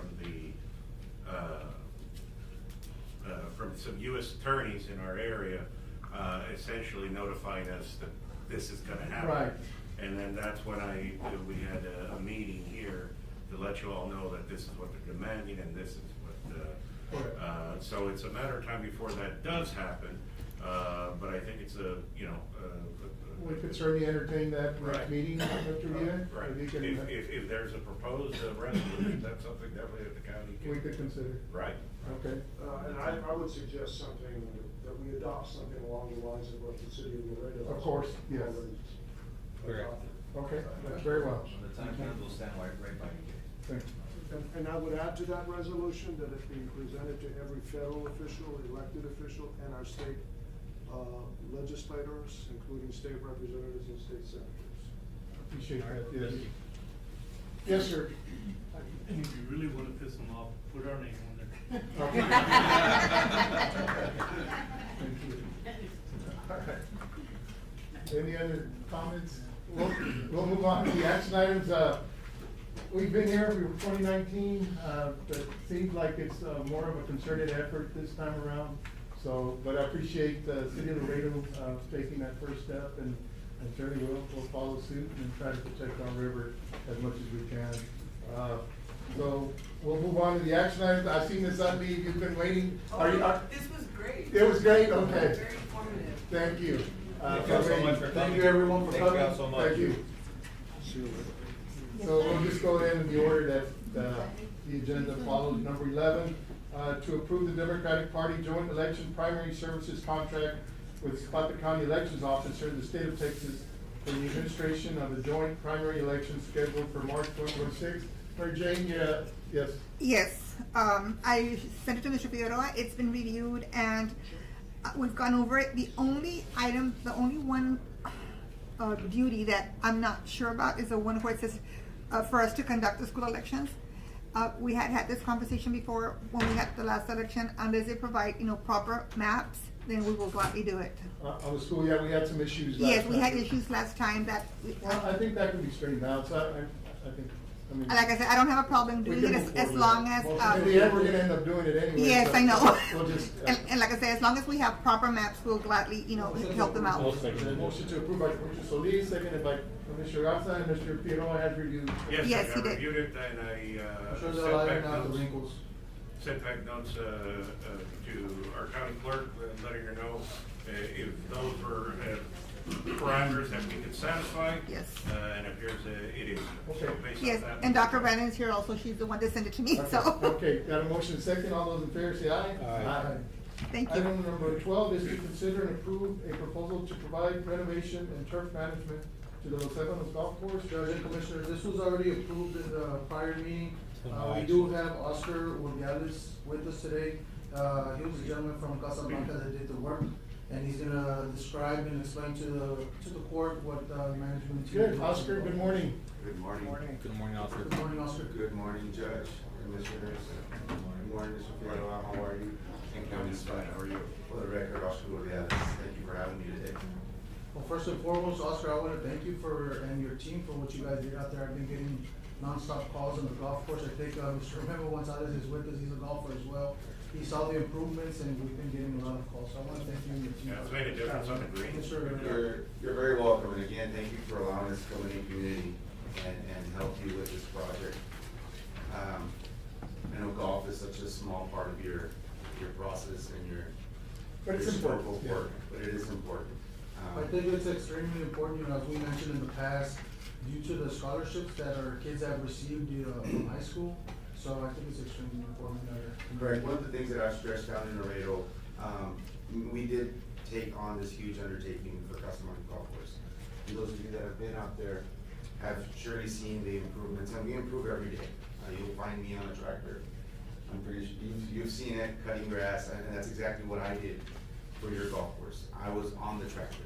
I was a person that went out and cut your fairways and shaped them, and had one of my techs follow me with the sprayer indicating where the areas of concern were. But with that said, the most important part about fixing the golf course is your irrigation. Certainly moving forward, we strongly suggest that some sort of process or plan be put in place to be able to facilitate and have 100% working irrigation, whether manually or if you at one point decide to make the decision and invest in some sort of automated system, Like for example, I won't go into it long, but there's sprinklers currently on at Casablanca Golf Course. 7 years ago, I wouldn't know if one got stuck or one didn't turn on, or one. With an alarm. Well, yeah, so I have an alarm on my phone. Granted, again, that is, that's not the bigger problem. The bigger problem is to at least get water consistently on the ground. Growing up, not playing golf, but growing up playing, supporting a spouse golfer, which was my wife, and then my son, who was, had the opportunity and did play collegiate golf, along with Caleb and some other ones that do have that same opportunity. We must, and I emphasize that we must provide a facility just the way we do for football, just the way we do for baseball. There's so many golf scholarships that go unused because there's just not a facility where we can train adequately in, and that's what we bring to the table today. Known as having the best and fastest greens in South Texas, Los Ebanos has fallen far from that reputation. We used to travel from Laredo to play Los Ebanos because it was such a demanding 9-hole golf course. And the good thing and the best part about it is that the bones are still there. And it's a beautiful area. The soil is, quite frankly, I did not expect to see so much and so fast recovery from the ground, from the greens, and so we're lucky. We caught it at a good time. Unfortunately, we are moving into the winter, for Texas winter, but we'll have 2 weeks of winter. Yeah, we'll get 2 weeks. But those 2 weeks will give us an opportunity to throw some ryegrass on the greens, okay, and alleviate the stress that has been caused to them by us coming in here and punching and fracturing them a little bit. That is the last part that we were going to do. That is not a part of the scope of work, but I just felt that it was not suitable to come in and kind of damage them up a little bit. And we did improve them, but still stress them out that we don't supply at least some sort of perennial ryegrass for it to alleviate or elongate the health of the greens. That is what we're gonna do in the next 2 weeks. We'll be out here again to it's not a part of the scope of work, but it is an added service that I wanted to go ahead and do. So it takes about 2.5 pictures you're weeks. sending, Yes. It looks nice to me. I'm not a golfer, but certainly it's a beautiful area. We are getting the water to it. I think that's the main part. We get a lot of rain, or we have the water available. It just, we're trying to get it automated. So are we close to getting that automated? I know they're working on it at the moment, but we're still missing a good. So we're still manually, but we've got sprinkler heads on the entire line. Yeah, it is the toughest part to manage on any golf course, and that was our biggest hurdle in Laredo. That was our biggest hurdle. To in get the Eagle water Pass. on the course, yeah. Yeah, Eagle Pass was probably harder, and so but it's well worth the investment because for the golfer, it stops at the golfer, right? At the golfer experience. But for the county, it far reaches beyond that golfing experience. I never thought in a million years that I would host more bridal showers, proposals, and you know, when you say I can't think right now, but we've hosted so many non-golfing events because of how well we've kept up the property. And so I invite you to really fall in love with Los Ebanos golf course as I have recently. Just looking, standing at the top of the par 5, is it 5 or 6? Hole number 6 and 7. Hole number 6 and 7. It was a dream of mine to always carry that creek. And so, looking back at it last week or 2 weeks ago when we were here, it's like, no, I didn't try it. I did not try. I don't think I have the speed for it anymore. But I came out here with my wife last week and I had her see it, kind of snuck in there, and there's so many memories that she shared playing high school golf here. Correct. And we want to continue and want to extend that for the community. Appreciate your help, sir. Yes, sir. Thank you. Pleasure to be here. Yes, thank you. Now, is this gonna be a one-time thing, Mr. Oscar, or is there any other services that you can provide, to us, It to might- continue to improve. You know, what I don't want is to improve it for a month and then it goes, you know, back down, you know, for whatever reason it may be. So in my email to you, the details of final, scope of work and what we finalized, there is a proposed 12-month, plan. 4 of those months are the heaviest, which is March, April, May, and June. They require a lot more work than just your normal, you know, upkeep and cutting of the grass. So there's transition periods, and that's what we will focus on in those months. You'll see it, you'll have it in your email, if you wanna share with the rest of the commissioners, I invite you to that, and then we can move on, to see if it's something that you guys would see feasible. Appreciate that, yeah, we'll continue looking at it. Is this, you sent it, I sent it in at the last one, actually, I'm sorry, I did not. I really wanted to see where this conversation was gonna go, but I did send you. Well, see, and that's my main concern, you know, I've been getting, and I'm sure the court has been getting all these calls, you know, compliments, you know, of course, to you and your team. We've been getting all these compliments and, you know, so a lot of the issue is that we've had a lot of golfers, you know, stop golfing here for whatever reason that, you know, they don't feel it's up to par or whatnot, so they've been traveling a lot to Casablanca, to the Max, even to the Valley.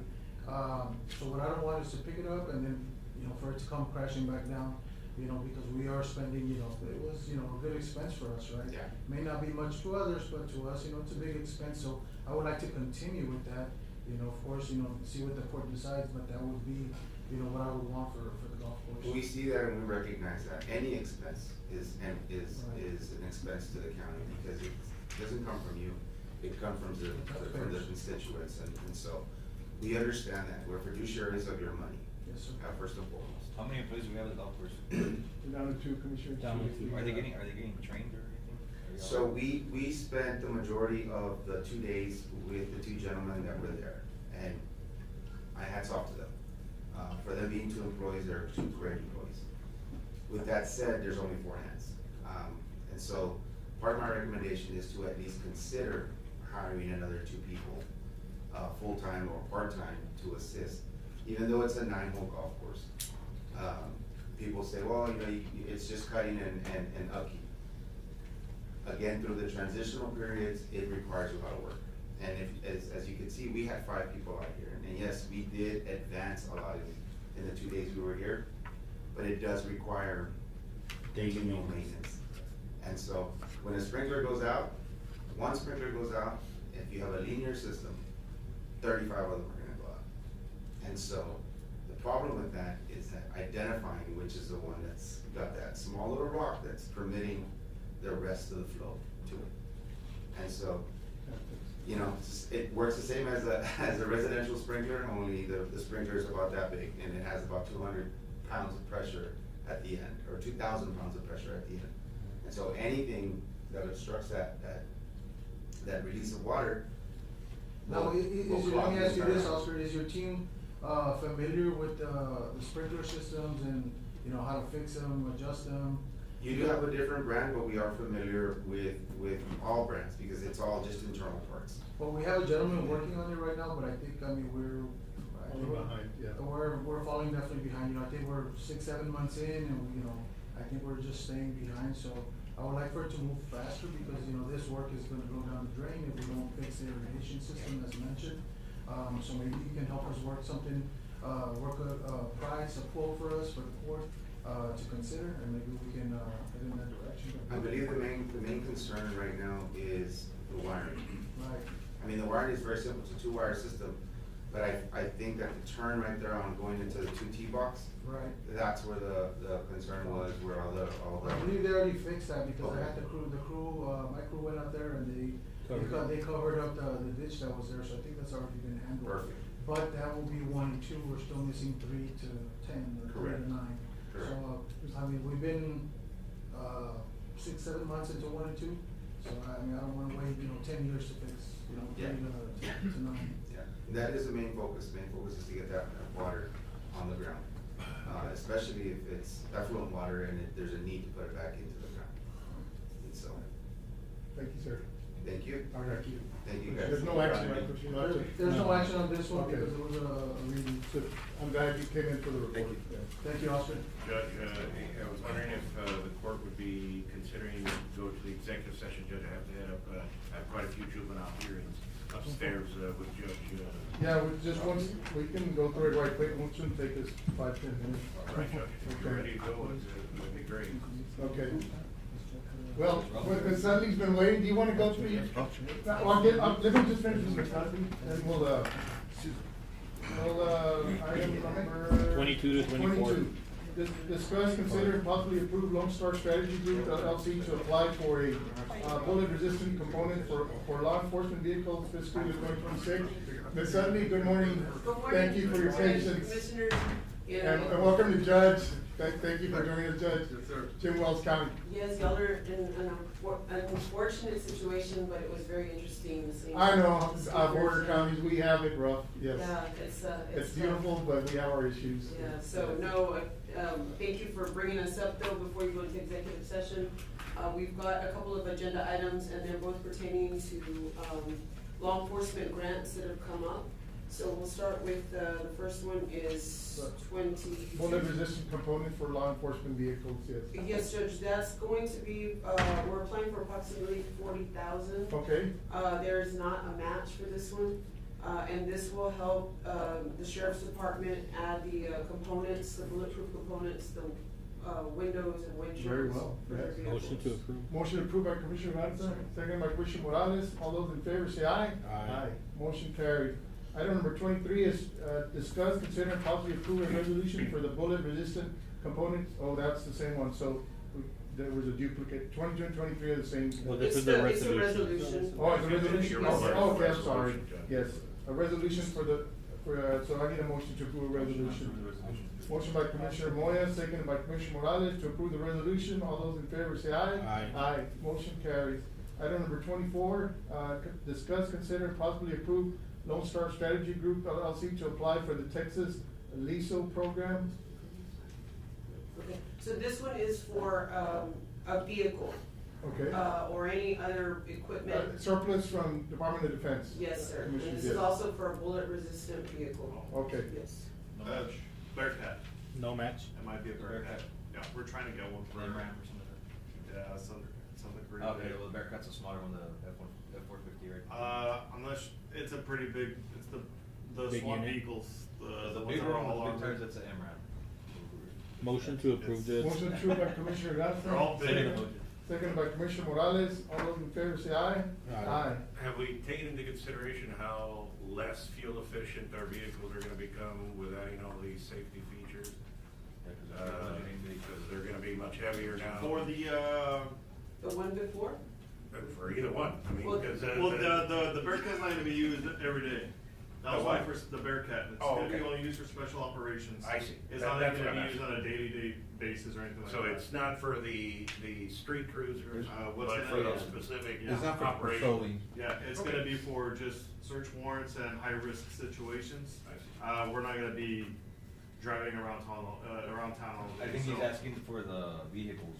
Well, the those other are ones, just, That's what he's I asking. mean, it is gonna add some weight, cause it's gonna be the windshield.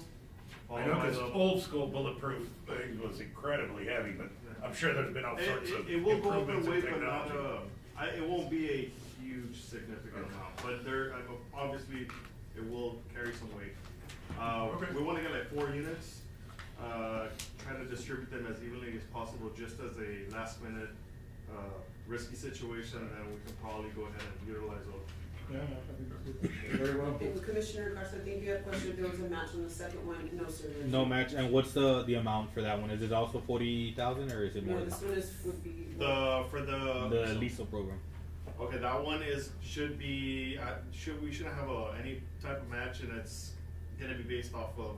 Whatever we Cost choose. of the Bearcat. Whatever they have available surplus. Yeah, hopefully we Yeah. really need one because, That's good. It'd be good if we acquired Or no. one. So, where do you? 24 we approved. Now we're on 25. Okay. 25. Discuss, consider, possibly approve a resolution for the Texas LISO program, so. Motion Motion to- by Commissioner Moya, seconded by Commissioner Garza. Any discussion? All those in favor say aye. Aye. Thank you. All right, thank Ms. y'all so Sally. much. Thank you. Yes, Y'all have a safe see all trip. of you. Take care. Thank you, Judge, for joining us. Yes, you guys safe travels. Thank you guys. Have a good day. Can I Yes, That way- my name is Pat. I know, it's not much.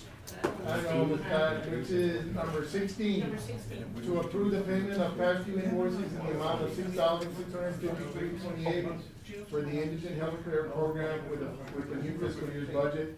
You didn't have enough last year. The thing is that the indigent program starts in September the 1st. And all my claim forms stating that. That's fine. So that's why You can approve that. this year you're gonna have to do This will it. come out of, Indigent, for indigent. motion to approve, payment of, for the past due, amount of $6,653 with 28 cents. Motion by Commissioner Solis, seconded by Commissioner Moya to approve the payment. All those in favor say aye. Aye. Judge, just for clarification, Judge, our case is removed to 1:30, Judge, so we can We're go, good? we can go off the regular budget. Judge. Okay. Everybody wants to get out of here. before- I know, we had a long, it was very. Yeah, I know, don't worry about it, Judge, so we're good to go, we're good to go there. Item number 13 is to approve the number of not full-time reserve peace officers authorized under our department. Andrew, yes. In reference to that one, it's gonna be Texas Local Government Code 85.004, Reserve Deputies. The Commissioners Court of a county may authorize the sheriff to appoint reserve deputy sheriffs. The Commissioners Court may limit the number of reserve deputies that may be appointed. We are requesting 15 reserve deputy positions. And you currently have? 13. Motion to approve, the increase from 13 to 15, full-time, reserve police officers. I'm gonna abstain. Okay, motion by Commissioner Solis. What? So the situation with that is, technically Commissioner Solis is on that list as well, So you would have as to- reserve. Okay, so Oh, we have okay. to. I don't know if, yes. Okay, So I'll be, I don't know the legality of Come it. in, you're reserved on our books and they're not carrying your license? no, they Where carry you're my working? license over there, I'm working, so I don't know. You have to- You still have it under us Yeah, well, as but it's reserve. weird that they have him as a Double reserve. license. He's already. Yeah. So you have him as a reserve, but he's active over there. Yes, sir. We have reserve, we have can Commissioner Solis as a reserve. with But you us. do have him officially with Tico then? Oh, yes, yes, sir. Okay. So- And yes, And I'm just asking for you'd be precluded from, being Yeah, able so to- I'll motion. I'll modify, I'll be abstaining from this as Okay. well. Okay. I'll take Motion the by motion. Commissioner Garza, seconded by Commissioner Morales, to approve the increase of 2 reserve deputies to 15. All those in favor say aye. Aye. Commissioner Moya and Commissioner Solis abstain. Thank you. Okay, thank you.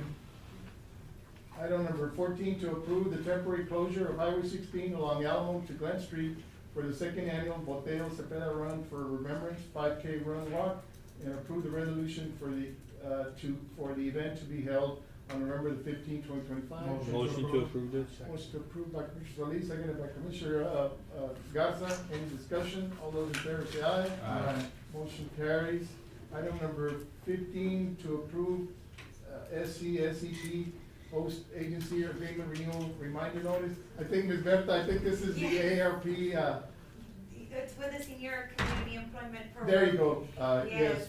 And- Judge, it was added erroneously to the agenda. This is an agreement that I, renew annually with them, Okay. since the county already has an agreement with, the AARP Foundation. So no action needed? So no action needed. Very well. Alrighty, thank you. Thank you. Ms. Lopez. Item number 17, to review status and take action on the Zapata County Raw Water Intake Project. I think he's outside, can you call him, Ms. Lopez? Mr. Memo Gonzalez?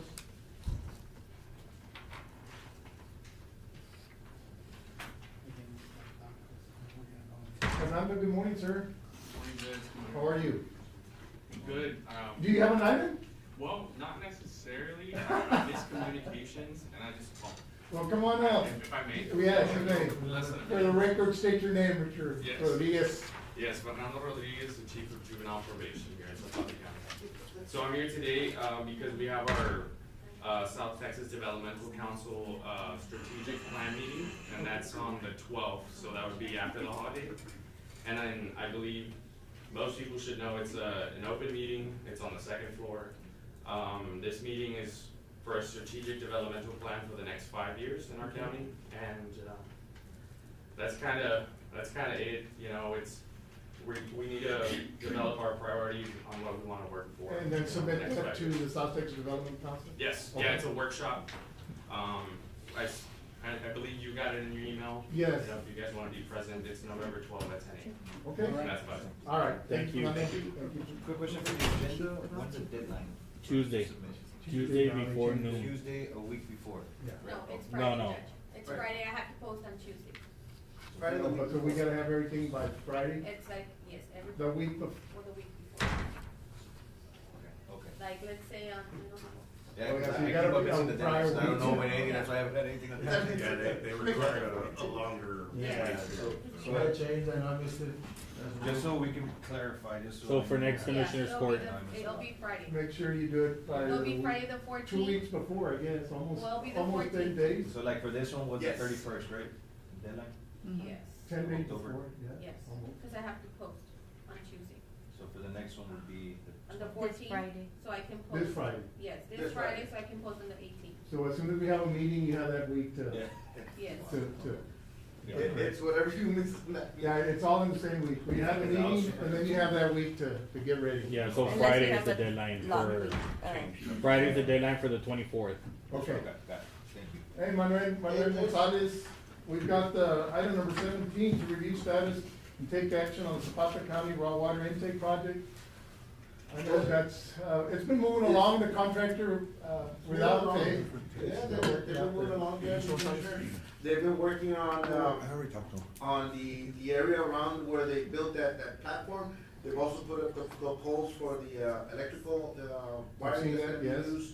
And they've been, getting, materials for they're gonna create some valves and connections on when the water rises, it no longer has a pump at the bottom.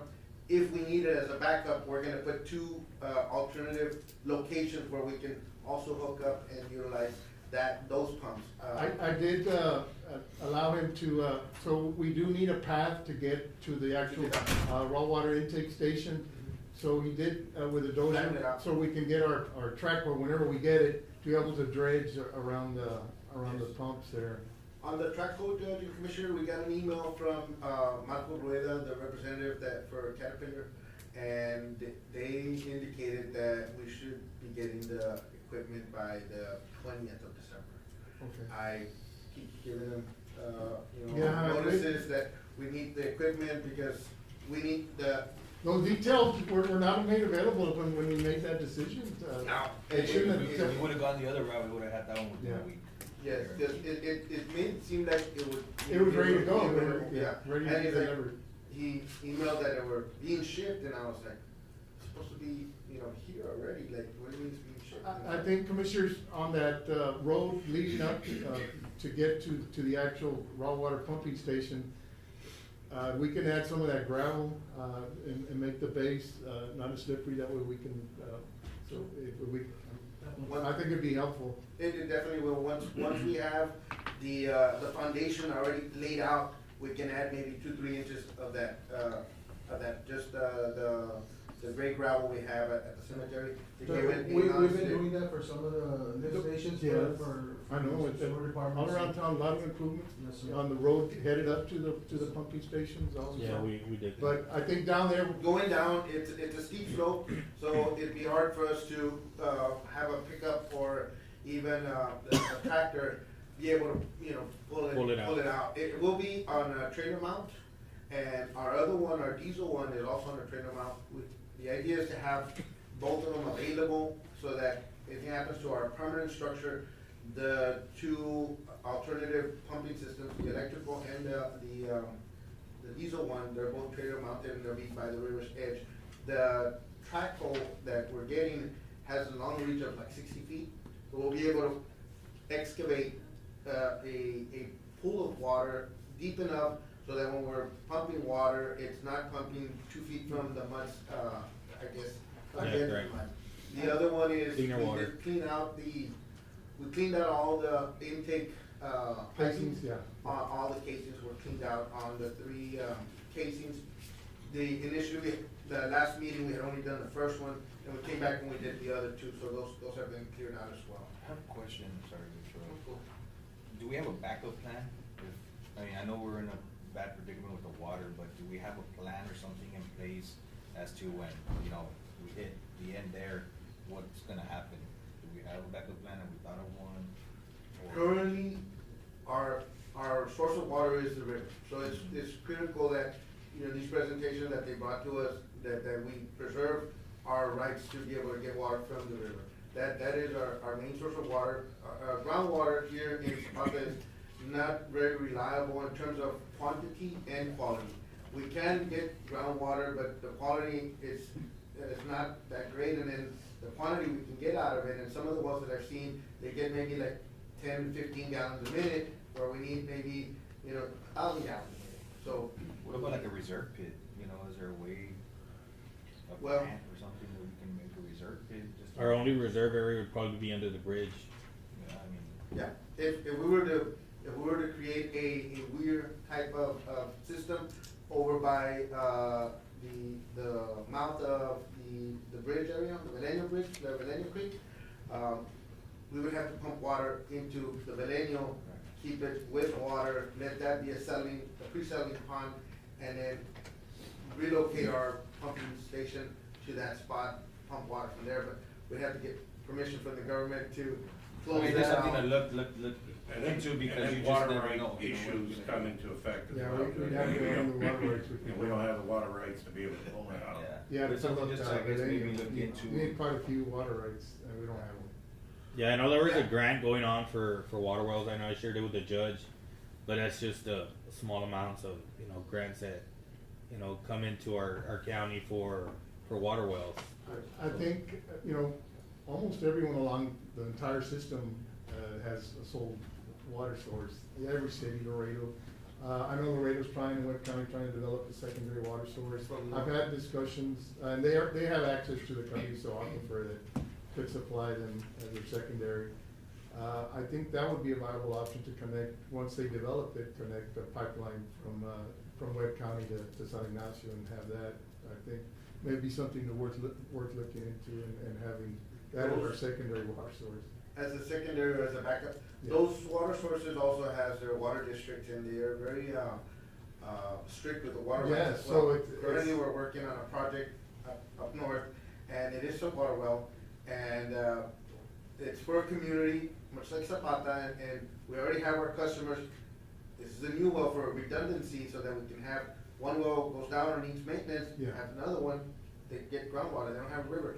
And, for that other one, they're asking for water rights for that. Yeah. And we're not asking for more capacity, we're just asking for a redundant well to be able to maintenance and repair the existing well. Well, water's a And problem. they're Yeah. very difficult on that, so Yeah, they, 'cause I for know us to Heck- get water from them, we can, but. Because I know Jim Hog, Heavenville has water wells.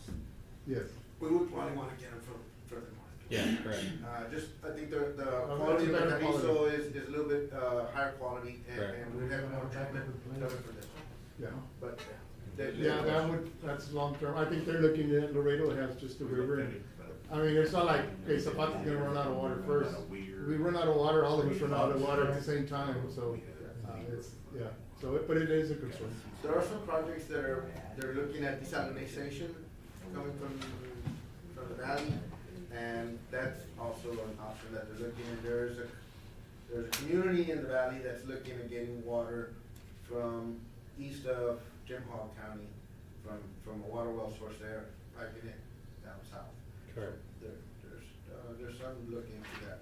Now, it looks like USDA might be up and running in the next few days. I'm hoping, yes, so we have an invoice for the work that's been completed up to this point on the, raw water intake, and it's for $56,703.13. This is invoice number 6. This would go to, Axstar, bonding company, and for Muflon Oil Fuel Services. Motion to approve the invoice for $56,703.13, invoice number 6 to Axstar. Motion by Commissioner Moya, seconded by Commissioner Morales. Any discussion? All those in favor say aye. Aye. Motion carried. Number 18 is to review status and take action on the Zapata Sheriff's Office project. Review the status and of course, take action. Judge, and I will be waiting on dispersing these, monies until we get, reimbursed first? Yes, we're on a tight Just budget, so you know. so. Okay. We don't have deep pockets. No. Mr. Gonzalez. That's understandable, Judge. Right now, the times are tough with the government being shut down. We haven't had our monthly meetings, and There's hope today, I think it might, There's some movement in the Senate. there's some movement, okay. So there's. I know it's really delayed these projects as far as. It has, so on this next one, Judge, we did bring a set of plans. We left them at here with the court so that commissioners, yourself can review those. And I know that we've already sat down with the sheriff and his staff. We've gone over it. We have, we've addressed their comments. And so if you have a chance this week and if you have any comments, we'd like to, incorporate or address those comments as well so that we can move into the, completing the specs and the plans so that we can send them to USDA once they open up again, on that one. Can we look into not entirely replacing the roof, but addressing some of the water? We did get a quote from a contractor to do repairs, we got two quotes, one for a complete redo. Yes. And one for just repairs. The repairs was reasonable, was under 40,000. Okay. Which is. That might be something that we might wanna bring to the, it's not gonna, this will be, It'll be separate. separate from the project. And I know you also mentioned that, We might have to. He brought it. that you were gonna, when you were gone. it was when you were out, It Judge, was when you were out, but we decided to wait. Oh, okay, We okay. decided to wait on the. because of the renovation, right? Yeah, on the renovations, so we wouldn't double up. Yeah.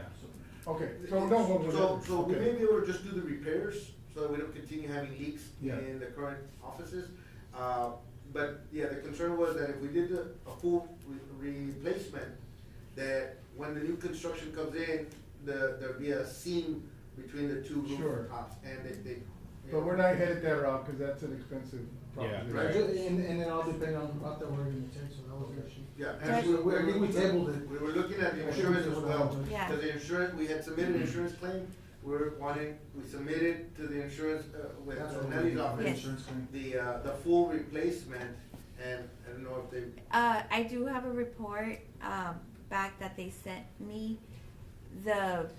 What they found was that there's a lot of areas where it's a high traffic area. I know we do have our AC units up on the roof, so when those need Service, repairs or service, the guys usually go up to the roof. So there's a high traffic area causing the roof to kind of cave, so it causes pockets. So water builds up there and it stays there because it has nowhere to go. So that's where you see a lot of more So of they're the saying damage. we're liable. We're We're responsible. causing the problems Yeah, by just having because, the ACs on the roof? I mean, So, it may be a cause of the damages, but there are a lot of areas where you see that, especially. so people stepping on it, you can. What insurance do we have? Because it's always been a problem with roofs, they never wanna pay them, or I know Lopeño, it flew, everything flew. And they went, it's like, oh, well, this and this, well, I mean, why do we have insurance, why are we paying the money if they're not gonna cover anything? most insurances are like that. Yeah. I've had personal experience with insurance, and, part of my roof blew off, and, I had to go to litigation to get it replaced. In case of a major catastrophe, it's hard for us to self-insure, I think, so basic insurance is just for a major catastrophic event, I guess. Yeah, but they did pay a little bit. They did pay some portion, and I have the report. I have it available. I can forward it And over see how to much you. money we have available that might be used for that or the library.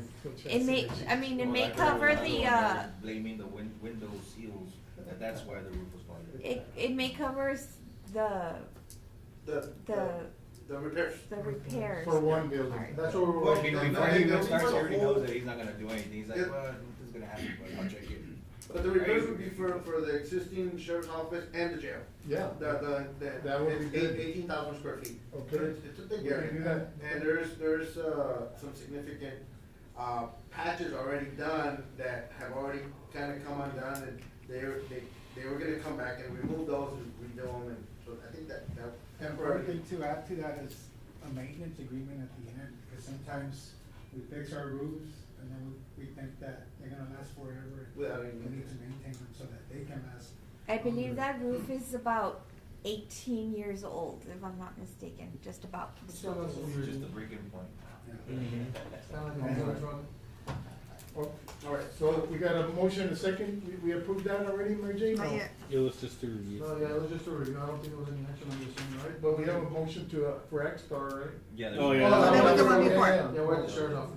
So that one, no invoices for that one, Manuel? No, Judge, I presented those to, the ones that we had, I had presented them 2 weeks ago to, Okay, I so no action on 18, let's move to 19, to review status and take action on the Zapata County Fire Department projects. On the fire department, Judge and Commissioners, we submitted plans for review in September to USDA. USDA has been on a shutdown, but they do have our plans and our specs, you know. Hopefully, hopefully And once they- we come back, we're waiting on their review to get an authorization to go out for bids.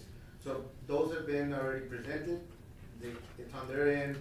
Once they come back to work, they'll review, give us, if everything Do they looks have good. like an ETA for, you know, all of this? 'Cause, No. It's just- no, we have a lot of concerned citizens saying, you know.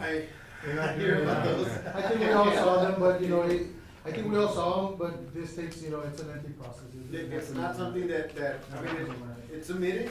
Yeah, but we get to blame, the commissioners No, court I gets to know. blame.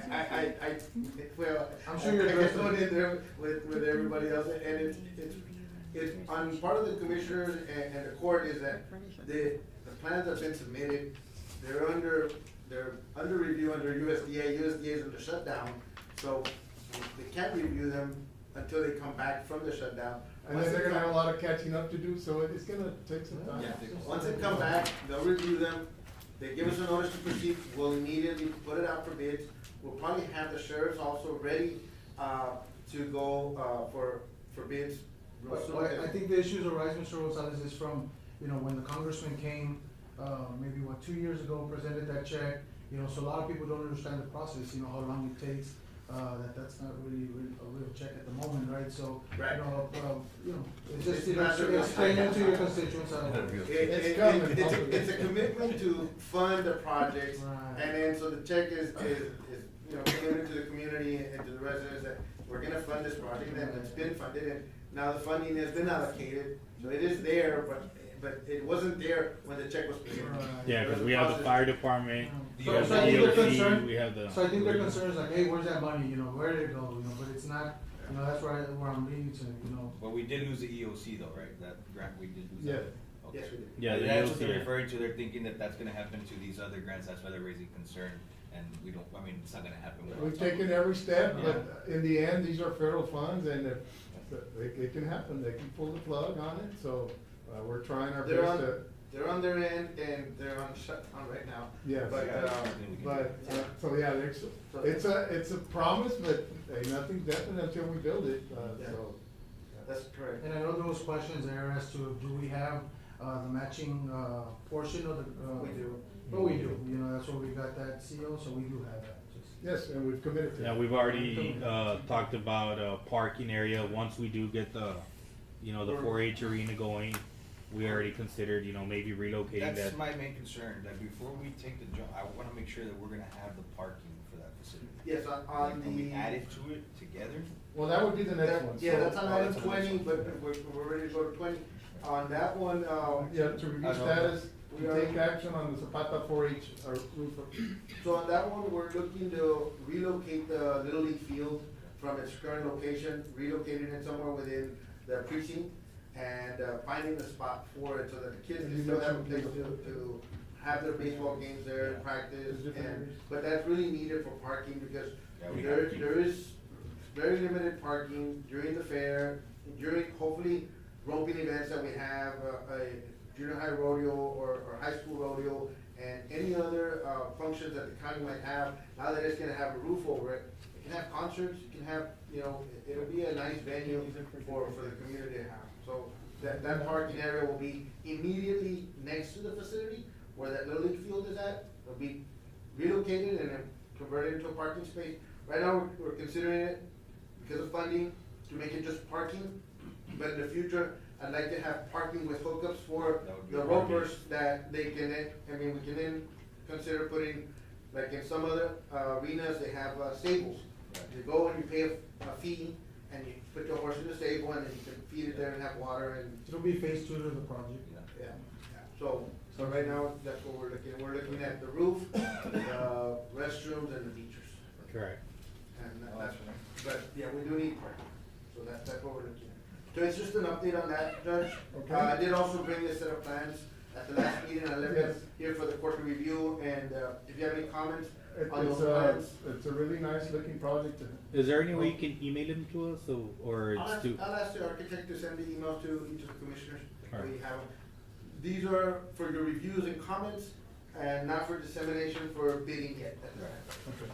Item number 21 is to review status and take action on the Florida Street drainage culvert. On the drainage, Judge, is the one that, the one on Fifth Street, where, and Florida's where we have water kind of ponding there. We'd like to, cut the concrete, put in a, corrugated plastic pipe, ABS pipes, the ones that we did at the golf course. And, I did a comparative in terms of what we spent there. It was maybe around 3,000, 3,500 for the pipe, and then we had to put some concrete on that piece. And that will eliminate that ponding of the water on 16, right? Is that- Yes, okay. to have it released. Yeah, that'd be something good. What's the difference in elevation from the bottom of the concrete to Florida Street? Like, are we gonna have to go a little bit further down? Yeah, Florida Street is a little higher than, let's say, where the culverts are at the highway. It's maybe 2.5 feet higher, so we're gonna go down, put the pipe. 2.5 feet. And then, yeah, And how much in are we gonna have to go for that 2.5 feet to carry with, elevation down? Into the, cause I know. oh, the concrete that we have now? No, you're gonna cut the concrete, put Oh, the, then we'd have to clear out at least a path. We'd have to clear out cause I the know, whole I bit believe Mario put like some barriers there, on the edge. on the edge. But Yeah, how that- far in are we gonna have to go before it starts coming back? Cause I know you can see that it does rise a little bit further down that way. Are we gonna have to continue the elevation down? We would have to bring it from the culverts and keep At least a 1 inch, yeah, 2 inch. drop towards the Florida Street. Correct. Once it crosses Florida Street, then, but it doesn't have to be the full width of the channel, it's just Correct. a channel to drain it out and dry it. Correct. So that any water that does collect there, it does. Yeah, because we don't want it draining and then eventually coming back because it's higher on that end than it is over here. Right. Along those lines, and I think it's, we can take action on this. Can we do like 5,000? Well, I we think- also wanna put some on the north end of that culvert. We have some erosion occurring, on the north Yeah, side. that's where I was getting at. Yes. I spoke with Oh, that's right. concerned owner of the property, there where the erosion is taking place. And I think we do need to make a concrete swale or something to channel the water and stop the erosion on this Yes. property. And so what we can look at there is on that area where it's eroding, maybe put in some concrete there to stop that erosion. Yeah. On the south end or on the On north your part? part. It's on the north On the end. northwest end. Where the muffler shop is. Yes. Okay. Yeah. The way we did it with the On other on side, the east correct? side, yes. Yeah, but we didn't do it on his side. On this side, And he's yes. complaining. And No, we need to it get is it- eroding there. We need to get it Do you have done. a more or less what it would cost? I'll get you an estimate. Okay, And we'll we look wanna at those. table this? I'll bring an estimate. and then We'll I'll table it provide- and I guess hopefully we can submit it by Friday for next commissioner's court. Yeah. Yes, Okay, so I got a motion tabled by Commissioner Gatsa, and seconded by Commissioner Solis. All those in favor say aye. Aye. Motion tabled. Thank you, Mr. Gonzalez. Thank you, Judge. I make a motion to approve consent items 27, which is, I believe, Commissioner Pete Morales, precinct 4. Second motion. And, Two. precinct 2, and precinct 4 street precinct lights. 2, yes, and, Mr. Gasa, precinct 4, streetlights 20. Okay, motion by Commissioner Solis to approve consent item, seconded by Commissioner Moya. All those in favor say aye. Aye. Motion carries. We've got a nice, a couple of resolutions. Number 30 is to approve proclamation for Alzheimer's Awareness Month. Yes. Ma'am, thank you for your That's patience. okay. I saw you in the audience right now and said, oh, maybe, It's been a very enlightening session. thank you, ma'am, So I for truly being appreciate patient. it. Not at all. Well, good morning, Judge. and Good morning. Commissioners. Good morning. Thanks for having me again, come before you to present. I wanted to share some information, with you, primarily research information. My job is to make you very much aware of what's happening as far as research, what's changing in the dementia community, because I want you to be aware that if any possibility for funding should happen, that you apply for it, because as I've said Appreciate that, before. yes. And you would advise us of some opportunities? Absolutely, I will be your support system. Okay. Thank you. Especially. And for the record, just your name, ma'am, for the record. I'm sorry, Maxine Vieta, Program Manager for the Alzheimer's Association. Okay. Especially when we have a community that is very much, primarily Hispanic, we have high incidence of diabetes, hypertension, and so on, right? Right. Great things have happened, they have been approved by the FDA recently. There's a lot of treatments that are already in the pipeline being approved by FDA, but one or two rather that I really want to share with you because it resonates with our communities, that already FDA treatments that are being utilized for diabetes treatment, like Jardiance, for example, can now be utilized for the treatment of dementia. It can, and also insulin, which has been around for many years in treatment of diabetes, for example, but they have learned recently that if sprayed directly, like a nose treatment that goes directly into the brain, it really does improve the decline, or it reverses the decline of Alzheimer's. That's good. So cognitive decline, but it improves. That it removes some of the lesions that are created by Alzheimer's in the brain. That is monumental in learning how can we treat Alzheimer's disease moving forward. So these advancements that are taking place. Absolutely. And then I also wanted to share with you that the last time I was here with you, I believe I mentioned that there was a blood test that was going to be approved by the FDA in the summer of last year, or early this year, I'm sorry, in which we can more accurately detect the biomarkers for Alzheimer's in individuals. Quest Diagnostics was approved by the FDA to be the one company that will be running that test. So that is available. It's a conversation between you and your doctor, making sure that that's available to you. But just last month, they approved a test that accurately diagnoses or detects those individuals that will not get Alzheimer's disease. If you're ever wondering, like my mom had it, my dad had it, am I gonna get it? You can talk to your doctor, get access to that blood test, and make sure that, okay, at least be at ease that you're not going to get it, right?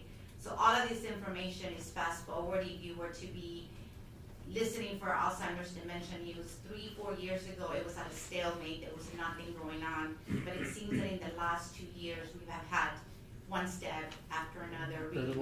Is that something the insurance covers, or would that be out of pocket? No, that will be covered. We have been very much advocates for having Medicare cover a lot of these costs. And we know that when Medicare decides to cover treatments and medication, that soon the insurance company follows. In your community, you have a provider called Divino Home Health. Yes. That is part of what we call the Dementia Care Navigation Program, that is a pilot by Medicare. Thankfully, it hasn't been stopped or anything because of current situations. But just like cancer care, or cancer patients have a care navigator for their appointments, so do dementia people. So now that anybody that has dementia and their caregivers, they can access to dementia care navigation through this program, through the, it's called the GUIDE program, and it's through Medicare. Individuals who have traditional Medicare can access the program at no cost to them. It is 100% covered by Medicare. But Divino Health, for example, in Zapata, can provide the respite stipend per calendar year of up to $2,500 for them to get hours added to their care or planification so that they can get the respite relief while caring for somebody with dementia. Those are my updates. And we do have a grant available. I just don't know if it's called the Healthy Brain Initiative. It is a very small grant. It's between $50,000 and $55,000. It is available to counties, rural areas that have a public health or have a health authority. They can apply for the funding. It has to go through that agency, right? And essentially, the grant is instrumental in having these conversations in your community, being led by you. It's a year program, and we will walk you through the entire process, but it's really starting these conversations in your community that open doors to future funding. Say, for example, by the CDC, you can become a bold designation. So So I wanted to make you aware that that's also available. In our case, I guess our public health authority would be the Texas Department of Health. It used to be, we used to partner with Laredo Health Department, but Can this we're be no something longer done part through of their. the indigent program? No? Could I'm be. sorry, as far as the health authority, Your when- health authority, right? when COVID was of course running rampant, Texas Department of Health had to step in. We did not have a local health authority. And the funding is really, to, Yeah. like I said, start the conversations about dementia. You can hire somebody to do it, or supplement funding. So I can share that with you. I can share that with you so that you can look Okay, into yeah. it and figure out if it's something that you could apply for and Sure. benefit. Is it a match grant or no match Nope. grant? No match No, grant? it's just, you utilize it at your discretion. There's some parameters, but I'm glad again. there's a local agency already participating in one of the programs. I mean, Divino. Divino Home Health? Divino Health is through the GUIDES model, which is the I'm dementia glad- care navigation. So at least you have a service Yes, available available. locally. I'm glad to hear that, Yes. taking that initiative. So I wanted to share that with you, and this is why I always share this information with you, because early detection, we can only benefit from this information if we're truly in the early stages. What is the, I guess, the proper age to get tested, or is there a? I believe for the blood test, they're marking at 50, 55, but if there's a gene factor, they might be doing the testing a lot sooner. Okay. Especially for those that carry the high risk or the more aggressive form of dementia, for individuals. So this is why we're seeking a proclamation, again, just to make the awareness to the program. Yes. And I am making a commitment to become a staple of the commission's board and being here every quarter and I sharing these appreciate updates. you, yes, the next Yes. time I wanna get you a lot earlier. No, don't even, like I said, that was very interesting. I It was like, was, wow. unfortunately, yes, what we're having to go through, but. It's affecting all of us. I Yeah. see it in my hometown, it's already been built, like, I don't even remember public hearings, nothing, and I know, like, oh, it's, okay. okay. So yes, Do you have the proclamation where we have to sign, or? Yes, we signed it already. That was the one. You wanna read it? yes, Yeah, go ahead and read it if you want. You want me to read it? Yes. Okay. thank you. 2025 National Alzheimer's Disease and Family Caregivers Awareness Month proclamation. Whereas Alzheimer's disease, progressive neurodegenerative brain disorder tragically robs individuals of their memories and leads to progressive mental and physical impairments. And whereas nearly 7 million people in the United States are living with Alzheimer's, including 459,300 in Texas. Whereas Alzheimer's disease is the 7th leading cause of death in the United States and the 6th leading cause among individuals aged 65 and older. And whereas, according to Alzheimer's Association Facts and Figures Report, health and long-term care costs for people living with Alzheimer's and other dementias are projected to reach $384 billion. And nearly 12 million caregivers provide an estimated more than 19 billion hours of unpaid care, valued at more than $413 billion. And in Texas, over 1 million family members and friends care for people with Alzheimer's and other dementia, providing 1.9 billion hours of unpaid care, with the annual value of this caregiving totaling $33.1 billion. And whereas, in recognition of the individuals, families, friends, and caregivers dealing with Alzheimer's disease and the researchers who are seeking a cause or cure.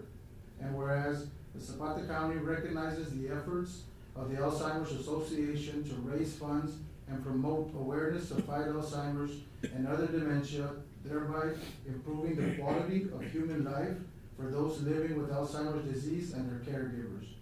And now therefore, Honorable Judge Joe Rathmel, Zapata County Judge, and on behalf of the Zapata County Commissioners Court, do hereby proclaim November 11, 2025 as National Alzheimer's Disease and Family Caregivers Awareness Month in Zapata, Texas, and urge all residents to continue to provide and enhance care to individuals living with Alzheimer's and other dementia, and to support programs to help all those affected by the Alzheimer's and other dementias.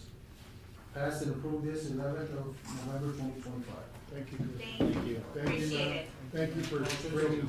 Motion to approve, as presented, Judge. Motion by Commissioner Second that. Solis, seconded by Commissioner Morales. Any discussion? All those in favor say aye. Aye. Motion carries. Thank you, good seeing you. Likewise. Thank you very much. We've got, one, resolution, number 29, is resolution in support of the fiscal year 26 formula grant, from the Task Force on Indigent Defense. And, we do this on a yearly basis, Commissioner. Motion to approve as presented, Judge. I'll second that. Motion by Commissioner Solis, seconded by Commissioner Garza. Any discussion? All those in favor say aye. Aye. We've got one executive session item. I need a motion. Motion to enter executive session, Judge. Motion to enter the executive session by Commissioner Solis, seconded by Commissioner Garza. The item to be heard is item number 31, to discuss issues related to employee holiday compensation. Executive session is requested pursuant to Texas Government Code Title 5, Subchapter D, Section 551.071, consultation with attorney. I think Ralph, his mom is having surgery today, so he can't be with us today, but he did inform me of the item and we can discuss it. Okay.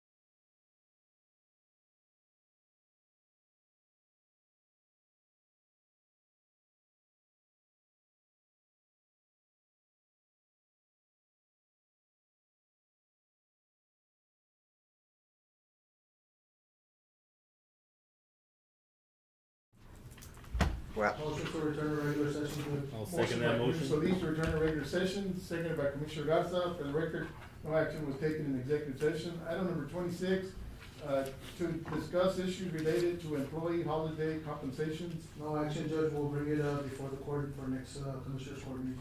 Okay, no action on that. Motion to adjourn. Thank you. Who did the second? Meeting to Adjourn? adjourn. No, oh, no action, okay. No action. Garza, Solis. Commissioner Moya, second to adjourn. Ya nos queremos ir, ya traemos Ya no hambre. sé ni qué están diciendo.